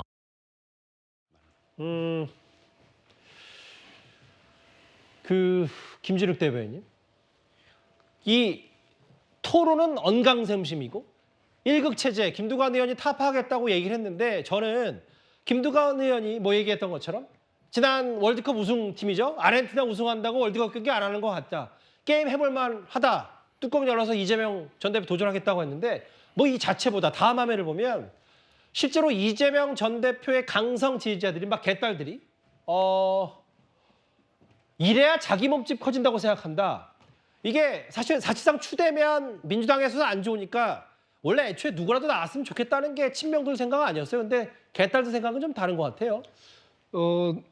처음에는 경선으로 가는 단독으로 입후보하는 것보다는 경선으로 가는 게 좋겠다라고 생각을 했겠죠. 그러나 막상 이게 경선으로 가게 되면 아무래도 서로의 지금 뭐 국민의힘의 전당대회도 마찬가지입니다만 난타전의 성격을 가질 수밖에 없어요. 그렇게 되기 때문에 오늘 이 김두관 후보가 출마 선언을 하면서 나왔던 말씀들 중에 제가 듣기에도 센 단어들이 많이 나왔거든요. 뭐 이를테면 제왕적 당대표라든지 뭐 1인 정당이라든지 맞아요. 그동안 민주당에서 사실상 들어보지 못했던 얘기들 뭐 민주당을 비판하시는 분들은 그렇게 하시는 분들도 계셨습니다만 민주당 내에서 민주당의 당대표를 향해서 어떤 칼날을 들이댔던 사안들이 없었기 때문에 오늘의 발언들이 좀 세게 비춰졌던 것이다. 그래서 아마도 강성 지지층에서는 야 이렇게 가다가는 전당대회가 상당히 진흙탕 싸움으로 갈 가능성도 있겠다. 이러다 보니까 아마 김두관 후보에 대한 그런 또 비판의 목소리도 지금 계속해서 커지고 있는 것 같습니다. 네, 위원장 의원님 이런 것 같아요. 그러니까 모르겠어요. 그러니까 이게 이재명 전 대표 일극 체제에 대한 여러 당내 목소리도 있으니까 누군가 일단 대항마 전당대회 형식은 좀 갖춰야 되지 않냐라 해서 뭐 예전에 친문 쪽에서인가요? 아니면 86 운동권 중에서 이인영 의원 나가라 라고 했는데 또 막상 누군가 나오니까 뭐 강성 지지층의 비난이 쇄도하고 이런 분위기를 어떻게 파악하십니까? 이게요. 경쟁은 아름답다라는 이야기가 있지 않습니까? 왜냐하면 경쟁에 일단 이 틀에 들어가게 되면 예측할 수가 없습니다. 소위 있는 나비 효과라는 게 있습니다. 어떤 나비의 작은 날개짓이 여러 가지 과정을 거쳐서 어떤 지역에 가서는 폭풍우가 될 수가 있거든요. 저는 김두관 전 의원의 오늘 출마가 하나의 작은 나비짓이라면 아마 경선 과정 들어가면 굉장히 중요한 폭풍우가 될 수도 있겠다라는 느낌이 들어요. 왜냐하면 일단 경쟁하겠다는 싸우겠다는 의미거든요. 그렇다면 지금 민주당 상황을 보면 저는 굉장히 아마 이 겉으로는 다 이재명 1인 체제, 뭐 이재명 대표 독주 체제 뭐 등등 이야기를 하지만 물밑에서 있는 어떤 여러 가지 그에 대한 불만들 굉장히 잠재되어 있을 걸 봅니다. 지금은 뭐 자칫하다가는 수박 소리 들으니까 다들 잠재워 있지만 또 친문 친노 세력도 안에 있는 것이고요. 만약에 이런 어떤 이 불만들이 김두관 후보를 통해서 폭발할 경우에, 그러니까 지금 많은 후보들이 걱정하는 게 박지원 의원도 그렇지만 걱정하는 게 뭐냐면 다 해봤지 않습니까? 딱 이렇게 해보면 뭔가 김두관 의원이 세게 치고 나올 경우에 마치 그동안 잠자고 있던 숨죽여 있던 이런 어떤 움직임들이 폭발할 가능성. 그러니까 그렇게 되면 예를 들어서 물론 뭐 이재명 대표가 뭐 이길 가능성은 높지만 그러나 지난번에 획득했던 77.77%보다 더 밑으로 내려간다 그러면 이거 맞나라는 의미가 있을 거예요. 그리고 또 제가 아까 말씀드린 10월 달에 있을 수 있는 이제 여러 가지 사법적인 리스크 등등과 겹쳐 본다면 아마 지금 개딸들이나 친명들 입장에서는 김두관 의원의 도전이 그렇게 맞닥치는 않을 겁니다. 내일 출사표를 이재명 전 대표가 당대표 연임을 해서 던질 계획이고, 그런데 아까도 잠시 만나봤다시피 이렇게 대통령 탄핵 청문회까지 민주당이 밀어붙이는 게 마치 이재명 전 대표 방탄 위한 10월에 올 사법 리스크 때문 아니냐라는 게 이제 국민의힘 일부 여권의 시각인데요. 오늘 이재명 전 대표 목소리 잠시 듣고 오겠습니다. 아무래도 출마를 하지 않을 것으로 확정했다면 사퇴하지는 않았을 것 같습니다. 국민의 입장에서 대한민국 정치에 어떤 게 더 바람직한지를 우선해서 개인적 입지보다는 전체를 생각해서 결정해야 된다는 생각이 들었습니다. 승급 병합이 안 되면 의정활동과 당내 지장이 있다고 보시나요? 선거법과 위증유사 10월에 1심 예정 선고되는데 어떻게 결과 예상하시나요? 안 대표 연임이 불법적이라는 지적이 있는데. 이재명 전 대표의 정치적 행보와 법적 이 순순을 한번 합쳐서 만들어봤어요. 민주당 전당대회는 8월 18일이고 내일 출사표 던지죠. 그런데 9월 6일 선거법 위반 결심 동판 두 사건 1심 선고 10월에 나온다. 이거 박상수 변호사님, 상대방으로 봤을 때 이 절차가 10월까지 얼마나 순탄치 못할 거다, 위기다라는 시각들이 좀 있는 것 같습니다. 그러니까 뭐 원래는 결심하고 나면 한 달 이내에 이제 그 선고가 나오는 게 일반적인 그 재판 절차의 진행 과정입니다. 근데 워낙 또 지금까지 뭐 저기를 했기 때문에 뭐 무슨 이유를 들어서 변론 제기 신청을 할지 어쩔지 모르겠으나 어쨌든 간에 만약에 그런 거 없이 그냥 이제 이 결심이고 판결 선고가 이렇게 된다면 10월 중에 선고가 되는 것은 거의 뭐 확정적이다라고 이야기를 할 수가 있고 법리 자체가 별로 그렇게 복잡하지가 않아요. 두 현재 혐의다. 그래서 선거법 위반은 그냥 이제 허위 사실이냐 아니냐 이거 하나고, 그다음에 이제 위증교사는 이미 뭐 지난번 작년이죠. 작년에 구속영장 할 때 법원에서도 그 혐의에 대해서 소명된다라고 한번 판단한 바가 있기 때문에 이 법리 자체가 결국 복잡한 게 아니어서 판결은 우리가 상식적으로 예상할 수 있는 판결이 나올 수가 있는데, 문제는 그와 같은 상식적인 판결이 나왔을 때 단순히 벌금 100만 원 이상, 선거법 같은 경우 벌금 100만 원 이상만 나오더라도, 그리고 그 위증교사 같은 경우에 집행유예 이상만 나오더라도 민주당과 그다음에 또 이재명 전 대표죠. 이재명 전 대표에게 굉장히 치명적인 결과로 이어질 수가 있기 때문에 현재 10월 이후에 이 우리나라의 정치 상황은 지금과는 전혀 다른 그러한 상황으로 흘러갈 가능성이 있겠다라고 생각합니다. 내일 또 이재명 전 대표가 어떤 메시지로 당대표 연임을 준비하는지도 잘 지켜보겠습니다. 다음 주에는 뜨거운 감자가 하나 있습니다. 축구 대표팀에 이 얘기를 해보겠습니다.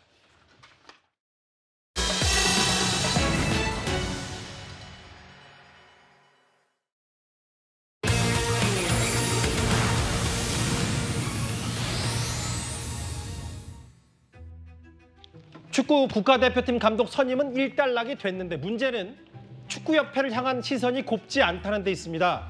축구 전문가들은 물론이고 우리나라를 대표했던 왕년의 축구 스타들까지 나선 모양새입니다. 그 2014년 브라질 월드컵에서 이제 우리가 탈락을 했을 때 그 홍명보 형님에게 제가 했던 말이 있었어요. 그러니까 월드컵은 경험하는 자리가 아니라 증명하는 자리다.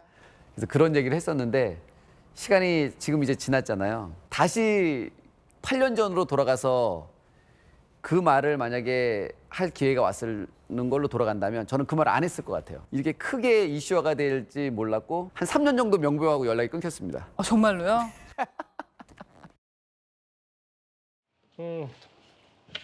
그때 좀 비판했다가 홍명보 감독과 연이 끊겼다, 저 연락이 끊겼다는 얘기를 이영표 선수가 저희 오픈 스튜디오 오픈 인터뷰에서 한 적이 있는데 허주연 변호사님, 이영표 씨도 이해할 수 없는 결정이다라고 했습니다. 꽤 오늘 그 파장이 있었어요. 그렇습니다. 사실 이영표 해설위원 지난번에도 한번 얘기한 적이 있었는데 2014년 브라질 월드컵 16강 그때 우리 팀이 사실 1승도 올리지 못하고 패배를 했었잖아요. 그때 당시에 이 홍명보가 감독을 이제 맡았었는데 그때 당시 이제 홍명보 감독에게 얘기를 했었다는 거예요. 그러니까 월드컵은 경험하는 자리가 아니라 증명하는 자리다 이 말했다가 둘이 사이가 안 좋아져서 3년 동안 얘기를 안 했다고 합니다.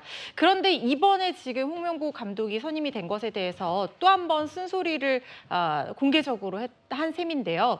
사실상 문제는 크게 두 가지인 것 같습니다. 그러니까 이 홍명보 감독이 지금 K리그에 지금 FC 울산의 감독을 하고 있는데 이 빼가게 된다고 하면 여기 공석으로 낳게 되고 지금 한창 울산에서 성적을 좋게 올리고 있는데 그렇다고 하면 이 K리그를 무시한 처사가 아니냐. 갑작스럽게 국내 감독을 이렇게 빼가고 그러면은 그 공석은 어떻게 메울 것이며 이 울산 팀에 대한 이 감독 갑자기 사령탑이 없어지는 것에 대한 부작용은 어떻게 할 것이냐. 이 부분 하나 하고요. 그리고 지금 박주호 위원이 얘기한 것처럼 그러니까 이 선임 과정에 있어서 너무나 이제 갑작스럽게 뭔가 절차를 무시하고 그냥 내부적으로 위원들끼리 대화를 통해서 결정이 됐다라는 것이 지금 박주호 위원의 주장인데 예. 이 선임 어떤 절차상의 어떤 문제가 있었다 이런 얘기들이 내부적으로 외부적으로 터져 나오면서 팬들의 원성까지 더해서 굉장히 민감한 문제로 대두가 되고 있는 상황입니다. 잠깐 언급하셨던 그 부분, 전직 국가대표 축구선수 출신인 이 사람도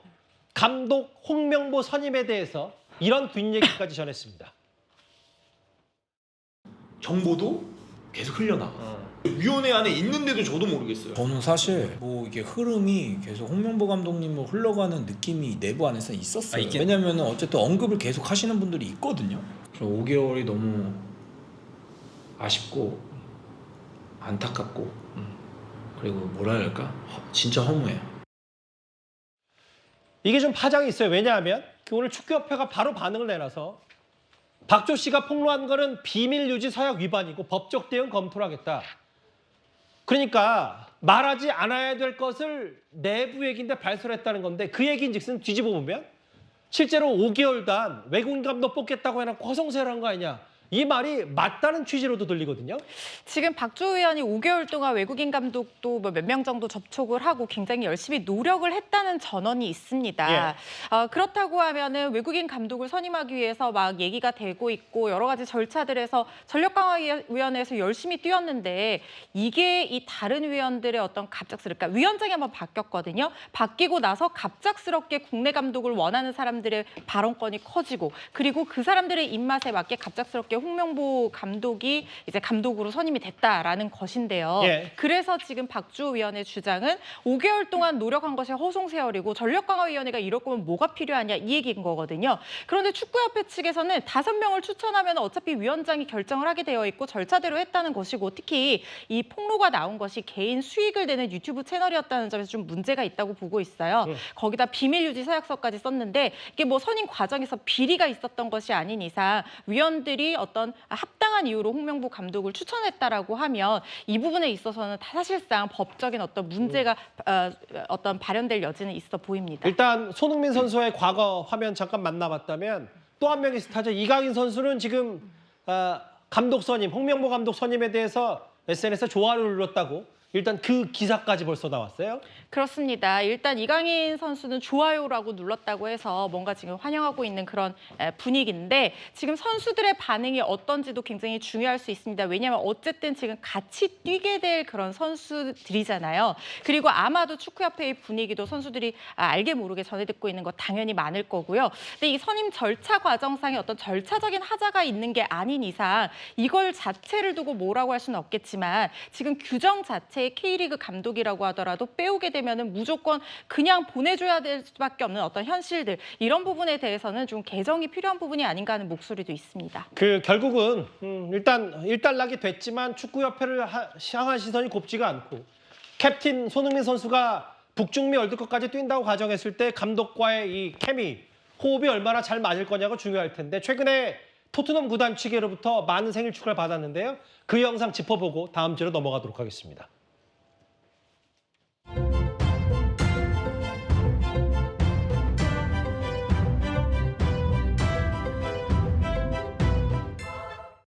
Happy birthday to you. We got you a present. Let me open it. What are you going to do for your birthday? Double session today. Get ready for the season. Finds Son as he tends to do. Son has a shot! Incredible! Memorable! It is the captain of Tottenham Hotspur!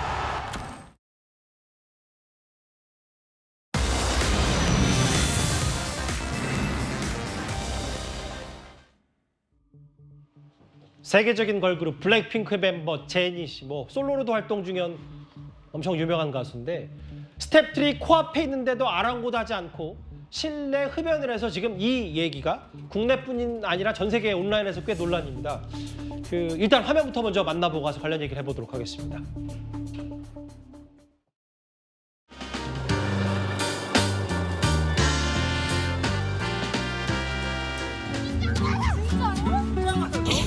어딜 걸어도 다 예쁜 것 같아요. 이렇게 3일간 코트딜이 끝나게 됐고요. 오, 안녕. 너무 오랜만에 라이브를 켜본다. 저는 오랜만에 라이브를 킨 제니입니다. 원래 이렇게 랜덤하게 켜도 되는 건가? 어색해.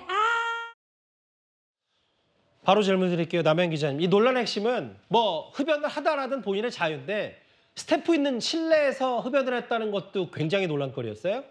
네, 이 공개된 장소에서 심지어 본인의 유튜브를 찍는 그 촬영 현장에서 스태프한테 이렇게 연기를 뿜는 것 같은 게 내비치면서 이게 예의가 아니다, 이게 어떻게 갑질이다까지가 얘기가 나왔는데요. 예. 제니 씨의 이런 영상이 공개되자마자 소속사도 급하게 이제 진화에 나섰습니다. 예. 오전에 사실 아마 다들 기억하실 거예요. 오전에 이 사진과 영상들이 굉장히 많이 나돌았을 거고요. 소속사에 당시에 전화를 해보니 소속사 측은 또 이렇게 말했습니다. 제니 씨가 현재 미국에 체류해 있기 때문에 현재 아까 본인과 통화를 일단 먼저 해보고 공식 입장을 내보내겠다라고 했고요.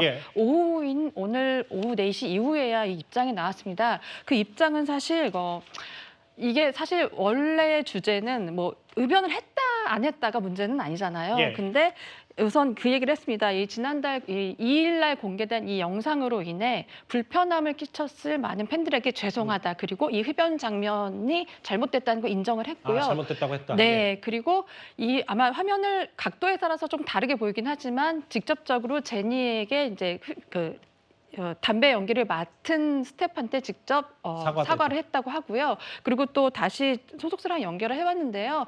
이번엔 정말 이제 좋은 모습만 보여드리겠다, 너무 죄송하다는 말을 다시 한번 언급했습니다. 그러니까 이제 실내에 누군가에게 폐를 끼쳤다는 부분에 대해서 분명히 반성을 했는데, 근데 이게 보니까 워낙 제니 씨가 유명한 인사다 보니까 이탈리아 대사관까지 신고를 당했네요. 네, 이 신고는 사실 제니의 팬을 자처하는 누리꾼에 의해서 진행이 됐는데요. 이 영상 자체가 이탈리아에서 진행된 것을 보는데 누리꾼도 이제 너무 알고 있는 거예요. 그래서 국민신문고를 통해서 이게 됐습니다. 주 이탈리아 대한민국 대사관에다가 조사를 요청을 했고요. 예. 엄중한 처벌을 바란다는 내용이 있었습니다. 실내흡연의 그 연기 스태프들에게 악영향 준 거 아니냐는 얘기 때문에 오늘 제인 씨가 오늘 온라인 하루 종일 회자가 됐습니다. 이 소식까지 짧게 만나봤습니다. 지금까지 들어온 여러분들 목소리를 만나볼까요? 첫 번째 댓글입니다. 그러게요. 저 내비게이션들이 운전만 했더라면 9명의 목숨을 잃는 경우는 없었을 텐데요. 예. 경적만 울렸어도 몇 명의 목숨을 살렸다고 했습니다. 사과는 본인이 알아서 해야 진정성 있는 거죠. 김건희 여사 관련 말씀하셨고요. 예. 거짓말 탐지기는 정치인들에게 사용을 못하냐요? 라고 하셨습니다. 마지막 보겠습니다. 법사위가 국민 민생법안은 뒷전이다. 쓴소리 하셨습니다. 댓글 5개 모두 감사드립니다. 저희가 준비한 마지막 주제 이 인물 가보겠습니다.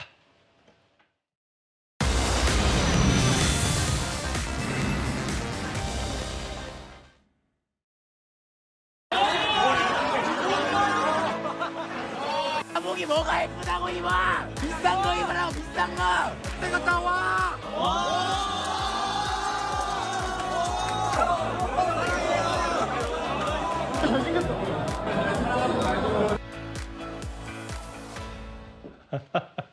남고생들의 고등학생들의 저 전투력은 참 대단합니다. 남현 기자님. 네.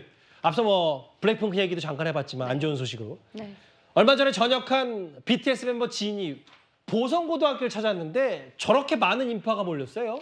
네, 지난 12일에 제대를 했죠. 예. 진 씨가 지금 현재 개인 유튜브 촬영을 하고 있어요. 그리고 저 영상을 보시면 본인의 명찰이 있어요. 예.